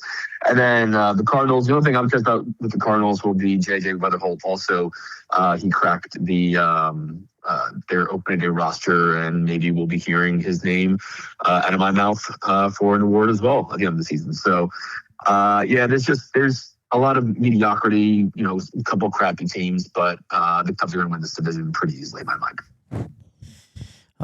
Yeah, make sure you get, if you're a T-Mobile customer, make sure you get your free MLB TV for the entire season. I don't know if you know about that. I made sure I activated mine today, which Albert in turn is going to steal from me so he could watch some baseball games as well. So that's how we roll. Well, unlike you guys, I don't have you can't. I tried this last year. I think it was. You can't get Yes down here. So Yeah. It's a tri-state thing. You can only get there. Yep. Well, you can get the Gotham City or the Gotham app, but that app has been atrocious since it kind of started. So, but all right, Joe, you're up. So I'm going to take the Cubs to win the division as well. I'm very high on them. I mean, their lineup is deep. They bring in Alex Bregman. They did lose Tucker, but overall, I think it's a really deep team. They have some really good starting pitching. Overall, they're just the most complete team in this division. I think as long as they, take care of business, they should be one of the top teams when it comes to the National League as a whole. I think the Brewers do finish in second. I think they're just one of those teams like the Rays were for years, where no matter what happens to them, they're always just kind of keep fighting. They do have some, young talent, guys like Jackson Churio and Sal Frelick, and they have William Contreras, and they still have some pieces. We'll see what Brandon Woodruff brings them, see if he can stay healthy for the full year. But I do think they'll be scrappy and kind of hang around. I have the Reds in third. L.A. De La Cruz is going to be the star there, and obviously they take a little bit of a hit with the loss of Hunter Green to start the season. Hopefully he won't be out too long.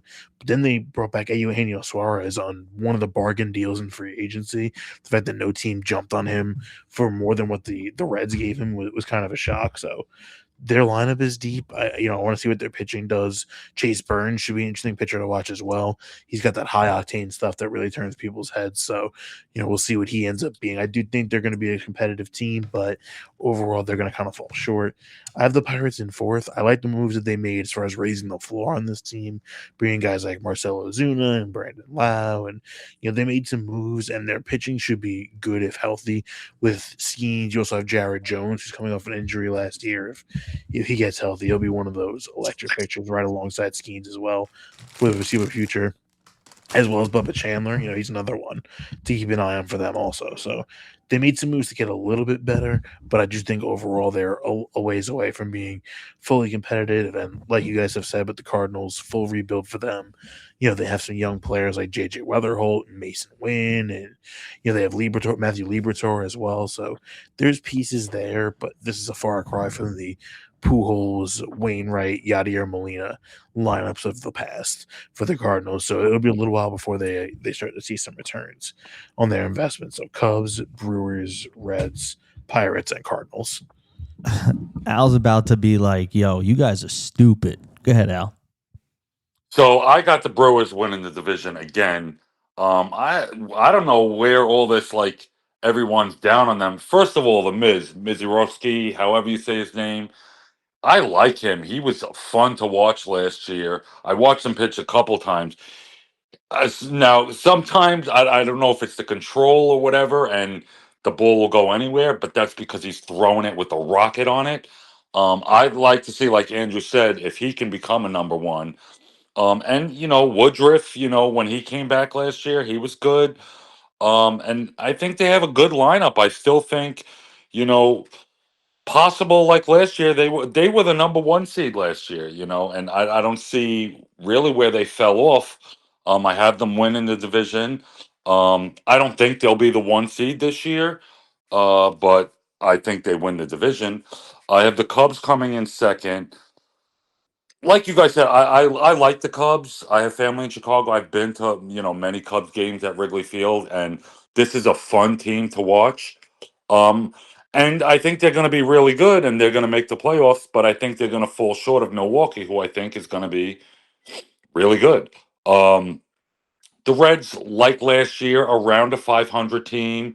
Let's see if Ellie can improve on some of the things that he's the cornerstone. He's that piece, and there are holes in. Now his strengths are huge, but his holes are big holes, I think, and I think he needs to improve on that a bit. Cardinals are a bad team, and they're going to be a bad team again. I have them fourth, and I have the Pirates fifth. You guys have them fourth. I think Skeens is, like Andrew said, I'm looking forward to watching this kid pitch every game this year. I'm going to watch like every game. He's going to finish the season 5-10 with an ERA of like 0.89 and 212 strikeouts and win the Cy Young because his team is terrible.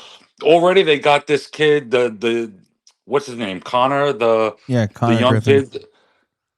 Send them down to the minors. Like, what are you doing? Like, why?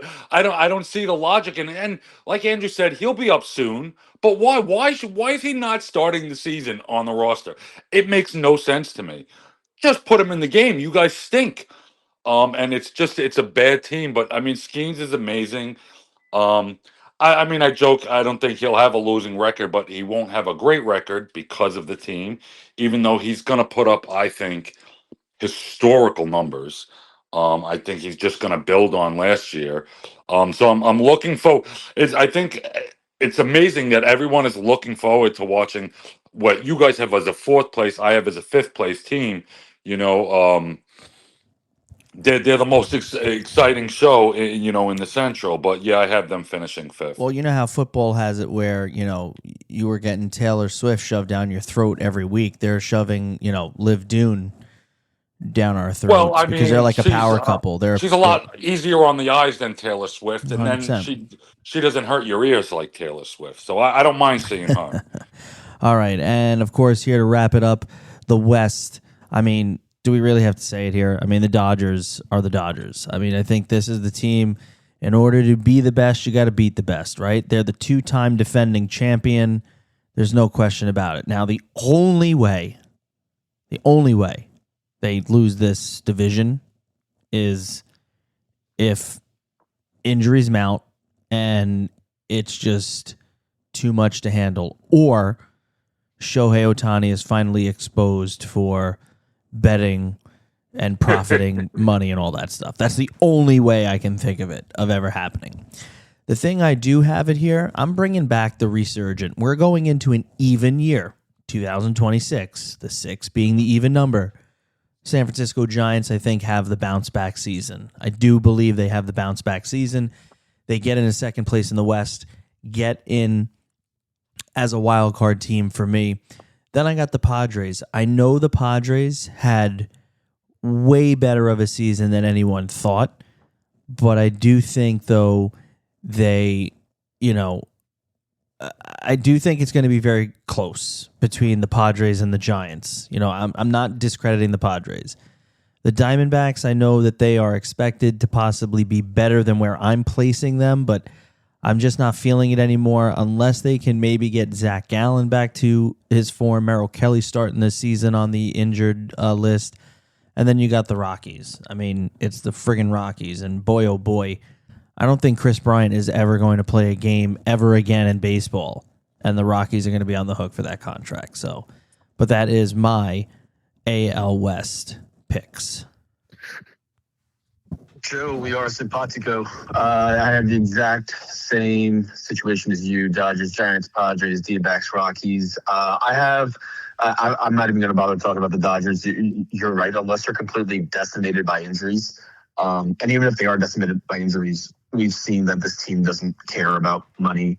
And they are loaded in terms of young prospects, too, that they could easily trade away if they are hurt.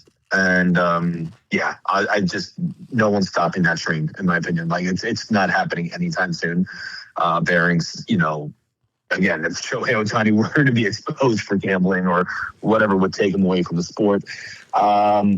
But I have the Giants as well getting the last wildcard spot, or at least one of the my final NL wildcard spot. I'm so intrigued by this team. I think Buster Posey has done a interesting job of assembling what should be a very competitive team, in my opinion. I mean, Luis Arraez, I think, is still a very, very good ball player. Devers now has a full season there. Willie Adames, Matt Chapman, bringing in Bader. I think this is going to be a good team, or a good enough team to make the playoffs. The Padres are just going to miss out. Yes, they do have the talent. Not crazy about the rotation. I know Pivetta, Michael King. I don't know. I think that they're. It feels like the window's closing for the Padres, where Peter Seidler, their now deceased owner, really went all in to try to make it a championship team, and I feel like the hype train was there for such a long time for the Padres, but it feels like things are starting to wrap up there. There's still some very good young talent, Jackson Merrill, Cronenworth. But I think that things are just starting to kind of wind down for the Padres. So they're just missing out from me there. The D-backs are still somehow always competitive. But again, I think this is where the Fangraphs parity thing really plays in, where it's just they're a team that is fine, but they're not great. And when there's a lot of fine and really good teams, the fine teams are going to lose out here. So that's why I have them in fourth. And then, the Rockies. I mean, God, man, they're just so bad. I mean, I don't know even what to say anymore about them. And it's just, I feel bad for Rocky fans. Like, I have friends who are Rocky fans because they're from Colorado, or else they wouldn't be Rocky fans.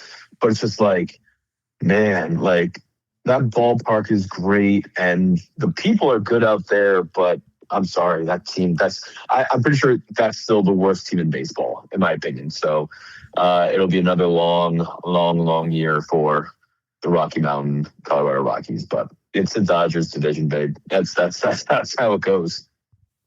It's exactly how it goes. And yeah, if they were Rocky fans not from Colorado, it'd be like, why the hell are you fans with people? Asinine, crazy. Like, Jesus. All right, Joe, go ahead. Taking the Rockies to win the division. No. Dodgers, obviously, not much else that can be said. Even if they didn't bring in Kyle Tucker, they're still the best team in this division. I have the Padres finishing in second and making a wild card spot. This may be a slight bias towards love for Fernando Tatis Jr., wanting him on the Yankees, but I mean, they have Tatis and Merrill, they have Manny Machado still. I think the rotation's decent enough. They've been hit by injuries a lot. They're probably not going to get Yu Darvish back this year. Joe Musgrove is a complete question mark, but I think they're one of those teams. They still have enough talent. I think really the three teams behind the Dodgers, Padres, Diamondbacks, Giants are going to be leapfrogging each other. That's going to be the most movement you'll see in any division all year is between these three teams. So I think the Padres are going to finish in second and get the wild card spot. Call me crazy. My last wild card spot is actually the Diamondbacks. They're going to be one of those teams that you're going to look up in like mid-September and go, holy shit, the Diamondbacks are in the playoffs. But I think that's what, they still have Corbin Carroll as one of the great players. They still have Ketel Marte. I think their pitching is a little bit better than the Giants. I worry about the Giants behind Logan Webb holding up for most of the season. I think Zach Gallen's due for a major bounce back. I think seeing the way the free agent market kind of ignored him. And I just think overall they have a young, exciting team. This is kind of a gut feeling pick for me, but taking the Diamondbacks third with the last wild card in the NL, I'll take the Giants in fourth. I think they're going to be right there on the doorstep. They're going to be fighting and falling up just short. I'm interested to see how another full year with Rafael Devers goes for them. Seems like he kind of had a hard time adjusting for some of last season.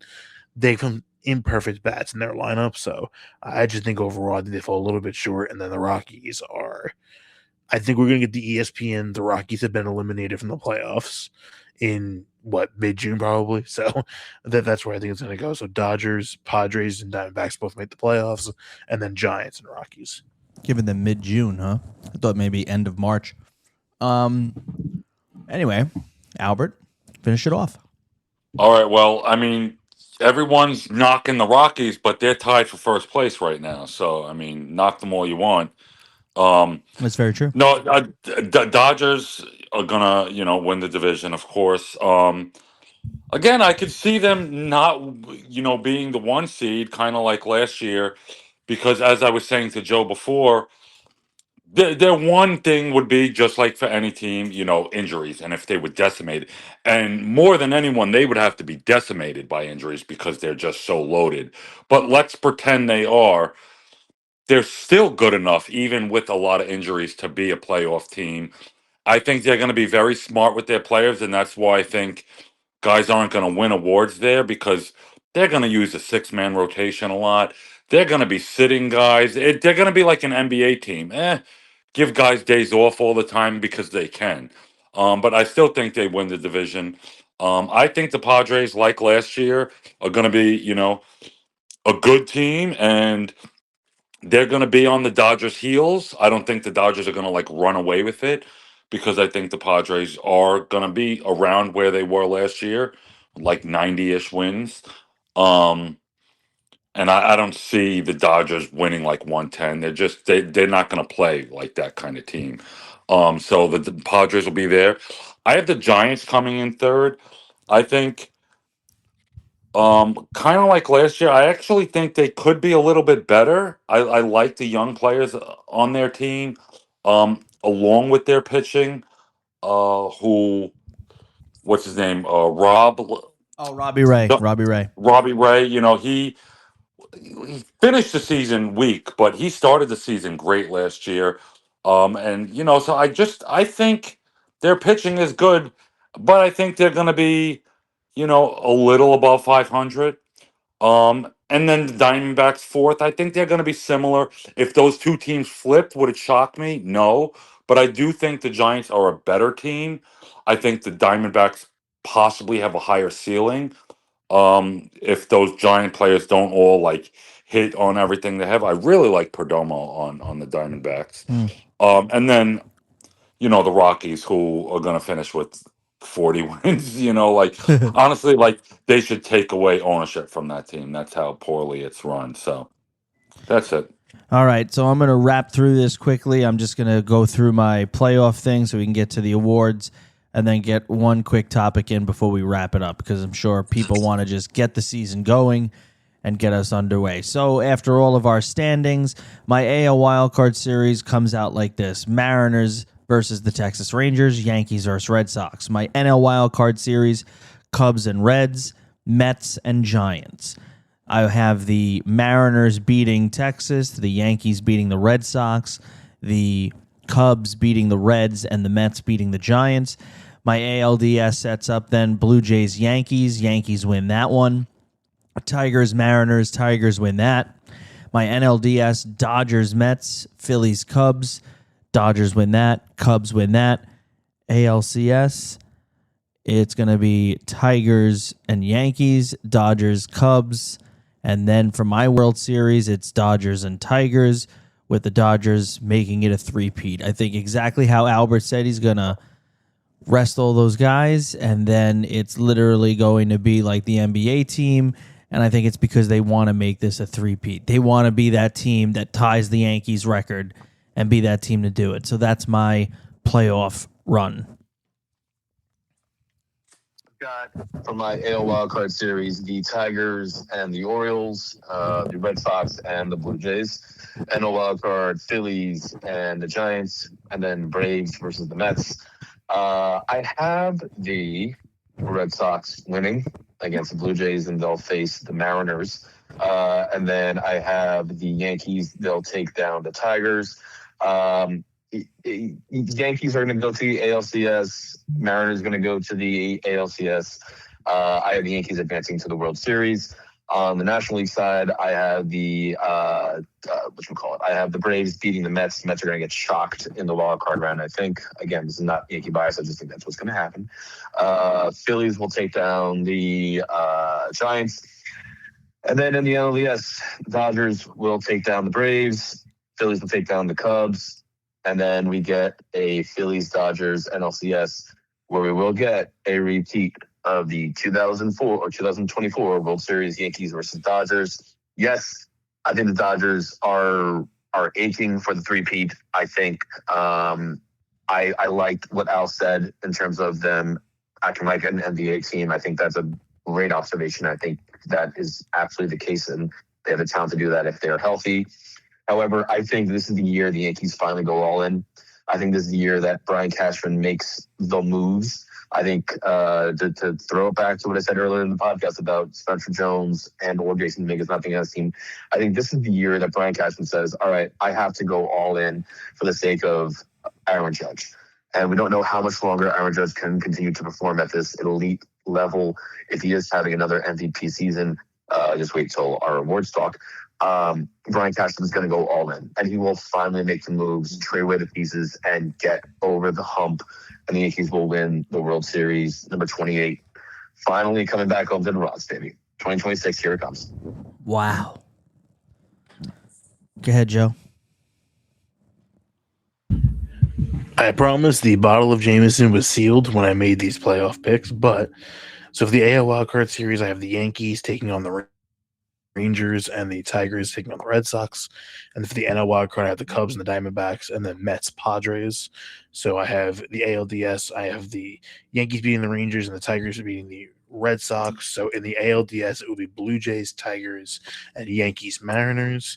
And the NLDS, I have the Mets beating the Padres in the wildcard round and the Cubs beating the Diamondbacks. So in the NLDS, I have the Dodgers, Mets, and then Phillies, Cubs. For the ALCS, I do have the Yankees unfortunately losing to Toronto, to Seattle. I think Seattle has to vanquish that demon of the narrative they can't beat the Yankees in the playoffs. So they would beat the Yankees, and the Blue Jays will beat the Tigers, setting up an ALCS rematch of Mariners Blue Jays. And in the NLCS, I have the Dodgers over the Mets, the Cubs over the Phillies. So NLCS is Dodgers Cubs. I think the Mariners flip the script from last year and win the ALCS, go to the World Series. The Cubs pull off the stunner and knock out the Dodgers in the NLCS, setting up an epic showdown. Cubs-Mariners in the World Series. Mariners in 7 games win their first championship. Wow. Wow. Albert.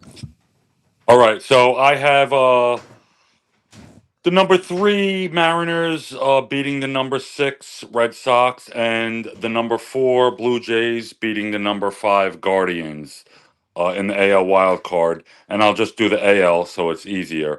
I then have the Blue Jays playing the Yankees and the Tigers playing the Mariners.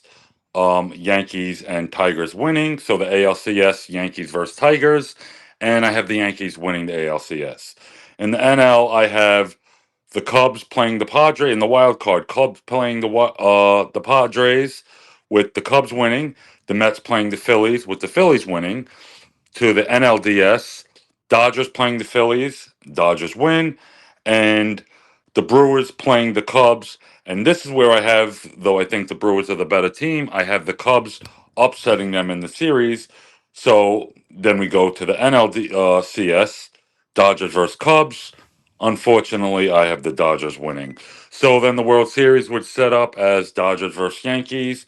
And though I hope I'm wrong and Andrew's right, I have the Dodgers beating the Yankees and them winning their 3rd World Series in a row.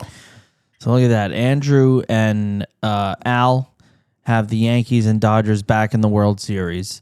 I don't have the Yankees anywhere remotely near the World Series. Well, I have them in the ALCS, but I'm really high on the Tigers there. And then, of course, Joe having the Cubs Mariners and giving the Mariners their first ever championship. So these are certainly bold predictions. Good thing we are not professional experts. We just like talking about baseball. Am I right?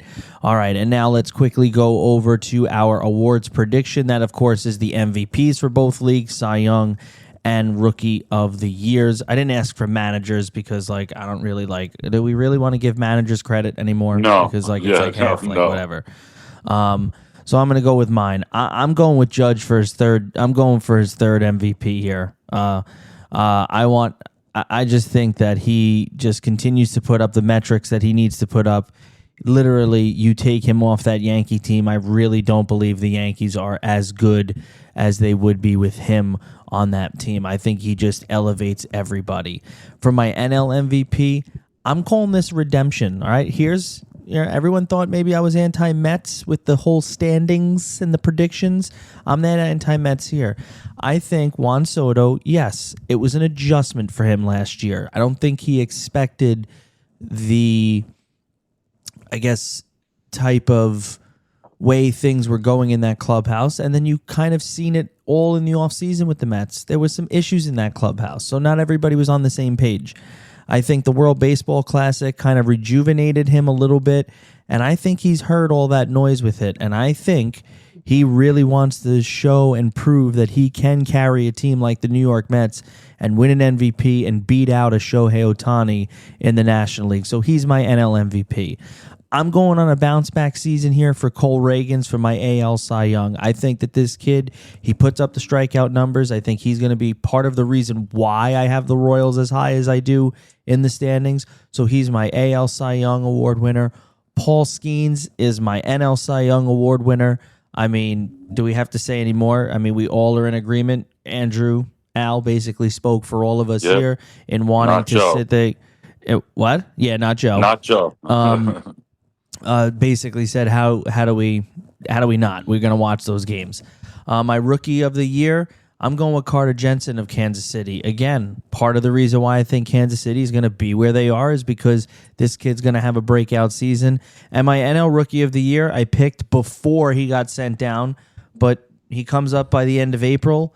I think he still has a legit shot for it. So Connor Griffin is my NL Rookie of the Year.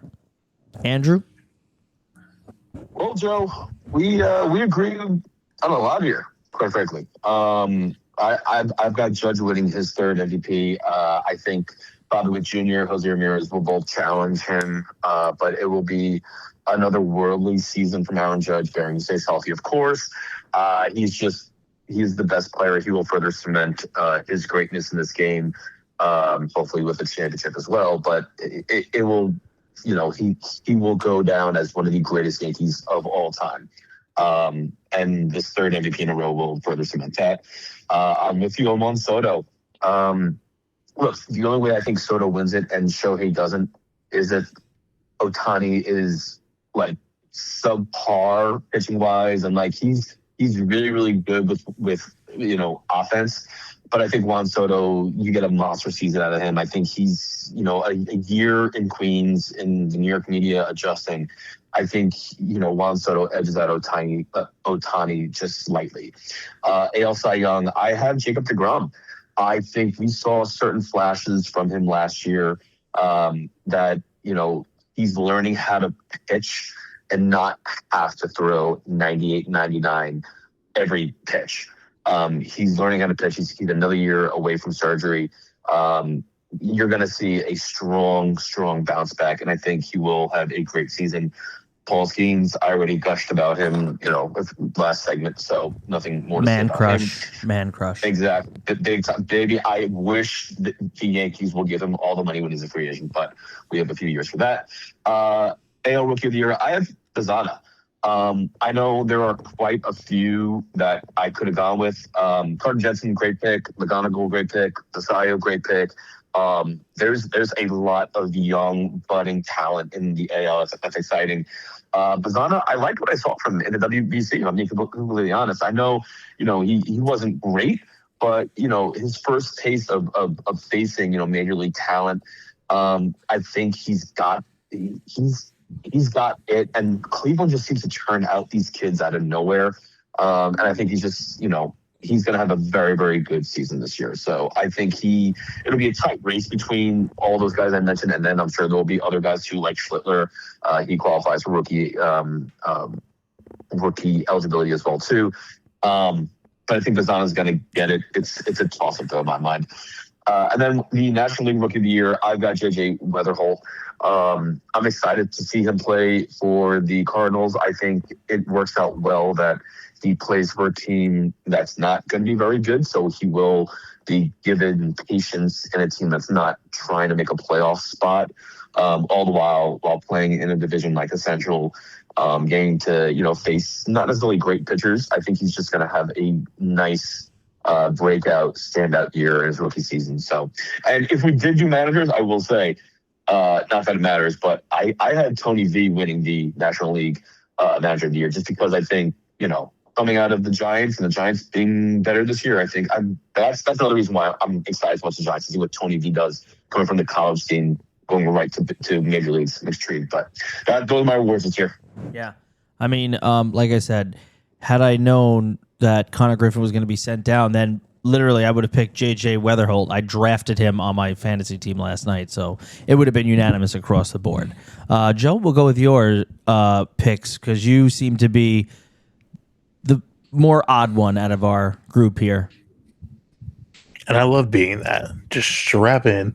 I wanted to go a little contrarian because part of me was thinking, you know what, let's go a little outside the box because I know a lot of the names you guys are saying, a lot of people are thinking those names. I went with players that I think will have still a good chance, might not be at top of people's minds. So I do think Jose Ramirez wins AL MVP. And I think something that Andrew alluded to earlier when we were talking about our division picks and with Judge, I think there is Judge fatigue. I think that was setting, and I think there were a lot of people that wanted to root for Cal Raleigh last year because of Judge fatigue. And I think that rears its ugly head again here. And if Aaron Judge has even a season where he hits 295 with 40-plus home runs, 100 RBIs, still a great season, but not the video game, otherworldly, Greek godlike numbers he's used to putting up. I think Ramirez having another one of his really great seasons, enough people will jump on that bandwagon where they won't vote for Judge. And we'll give the award to Jose Ramirez because they want to just have somebody else win it. And he's someone that has had so many great years and been just on the fringe of that MVP race, but never quite being able to crack into the top spot. So I think this is the year that finally happens. I'm going Ronald Acuna for NL MVP. I think the fact that he's had 2 almost lost seasons due to injury, I think this is the year for him to finally come back and put it all together. And, Major League Baseball is better when he's fully healthy. I mean, you're talking for a guy that, when he finally was healthy the last time, I mean, put up a 40-70 season in 2023. I mean, he is one of the most electric players in baseball when he is healthy. I mean, obviously the speed might not be what it once was because of the knee surgeries, but I still think he has a lot left in the tank. I still think that his going to have a resurgence this year to keep the Braves at least close to the playoff hunt for most of the year. I just think with all the attention, a lot of people are going to go Shohei. I think Soto's going to be a decently popular pick as well if you're not taking Shohei. I think Acuna, just because I feel like this is going to be a big bounce back for him. AL Cy Young, I'm going to go Max Fried. And Max Fried may have been a more interesting pick last year because we knew Garrett Cole was out for most of the year. But, Max Fried was very much in the AL Cy Young conversation last year before we had that rough stretch in the middle of the year where he had the blister issues. So I could very much see him being that pitcher again. And when the Yankees do get Garrett Cole and Carlos Rodon back, Fried won't have to be the main stopper or the main ace anymore. He can kind of be a little bit more to himself, and he can maybe relax a little bit and get more refined. So I think that's going to help him get that little extra push that he needs to win the AL Cy Young. And I'm going to stay in New York. I'm going to take Freddie Peralta in the NL Cy Young. And I am operating under the assumption, obviously, the Mets could extend him at some point, but I'm operating under the assumption this is Freddie Peralta's walk year. He could be a free agent to this season, and we know guys like to ratchet it up big time. We saw what Judge did before the Yankees gave him his big contract in free agency. So I think that's something that will play a big part, and I think he's obviously going to want to try and put that team on his back and be a big-time pitcher for them. So the fact that he's doing all that as a free agent next year, I think that's going to spur him to put up a Cy Young performance. I'm going to take Sam Basayo from the Orioles to win the AL Rookie of the Year. All you guys put very good picks forward. I think any one of them are a shot to win the award. I think Basayo showed the signs last year of what he can bring to the table, and I think he's going to be a big piece, and the Orioles have the ability to wait for him because they don't have to push him into catching right away with Adley still there, so they can let his back get going before they push him too much. So I like him for AL Rookie of the Year, and for a lot of the reasons that Andrew said, I'm also going to take J.J. Weatherholt for NL Rookie of the Year. He's a good player, and the Cardinals have a lot of leg room to let him kind of stretch out and work out the kinks and, get as many at-bats as possible at the big league level. So I think he'll come away with NL Rookie of the Year. All right, Al, wrap us up. All right, so I have Judge winning MVP. I don't think it was close last year. I think, like you guys said, because of fatigue, people were like, "Oh, Raleigh." I'm like, "What? Home runs? That's it. That's it." I don't think it was close, and I think it's. And I don't like that. I don't care if a guy's won it 10 times. If he deserved it 10 times, he should get it 10 times. I understand the voters are stupid, and that's why we have a lot of problems, but I don't think it was close last year. Um, if Judge hit 295, then maybe it would be close. And if that were the case, I think Bobby Witt would probably win it this year. But I don't think Judge is going to hit 295. I think he's going to hit like he hit last year. And I don't think it's going to be close again. Again, I would say second probably Witt. But unless Judge has, serious, injury or a major down year, which would still be an all-star. Let's clear that up. I don't think it'll be close. I have Judge. Second, I have Juan Soto. I think Juan Soto's second half of last year was MVP level. His first half of last year was terrible. He was just, whatever. Guys go through slumps.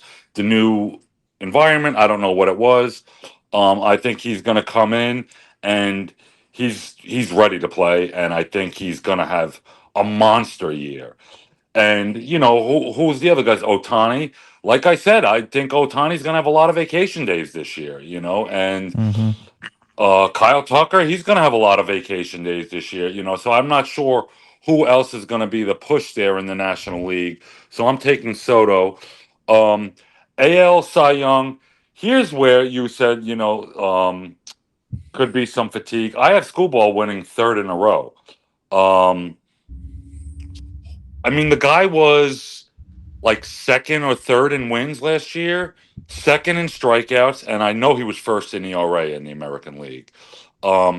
He hasn't slowed down a bit, like he's gonna be top three in strikeouts, top three in ERA, probably top three in wins, give or take because wins are wins.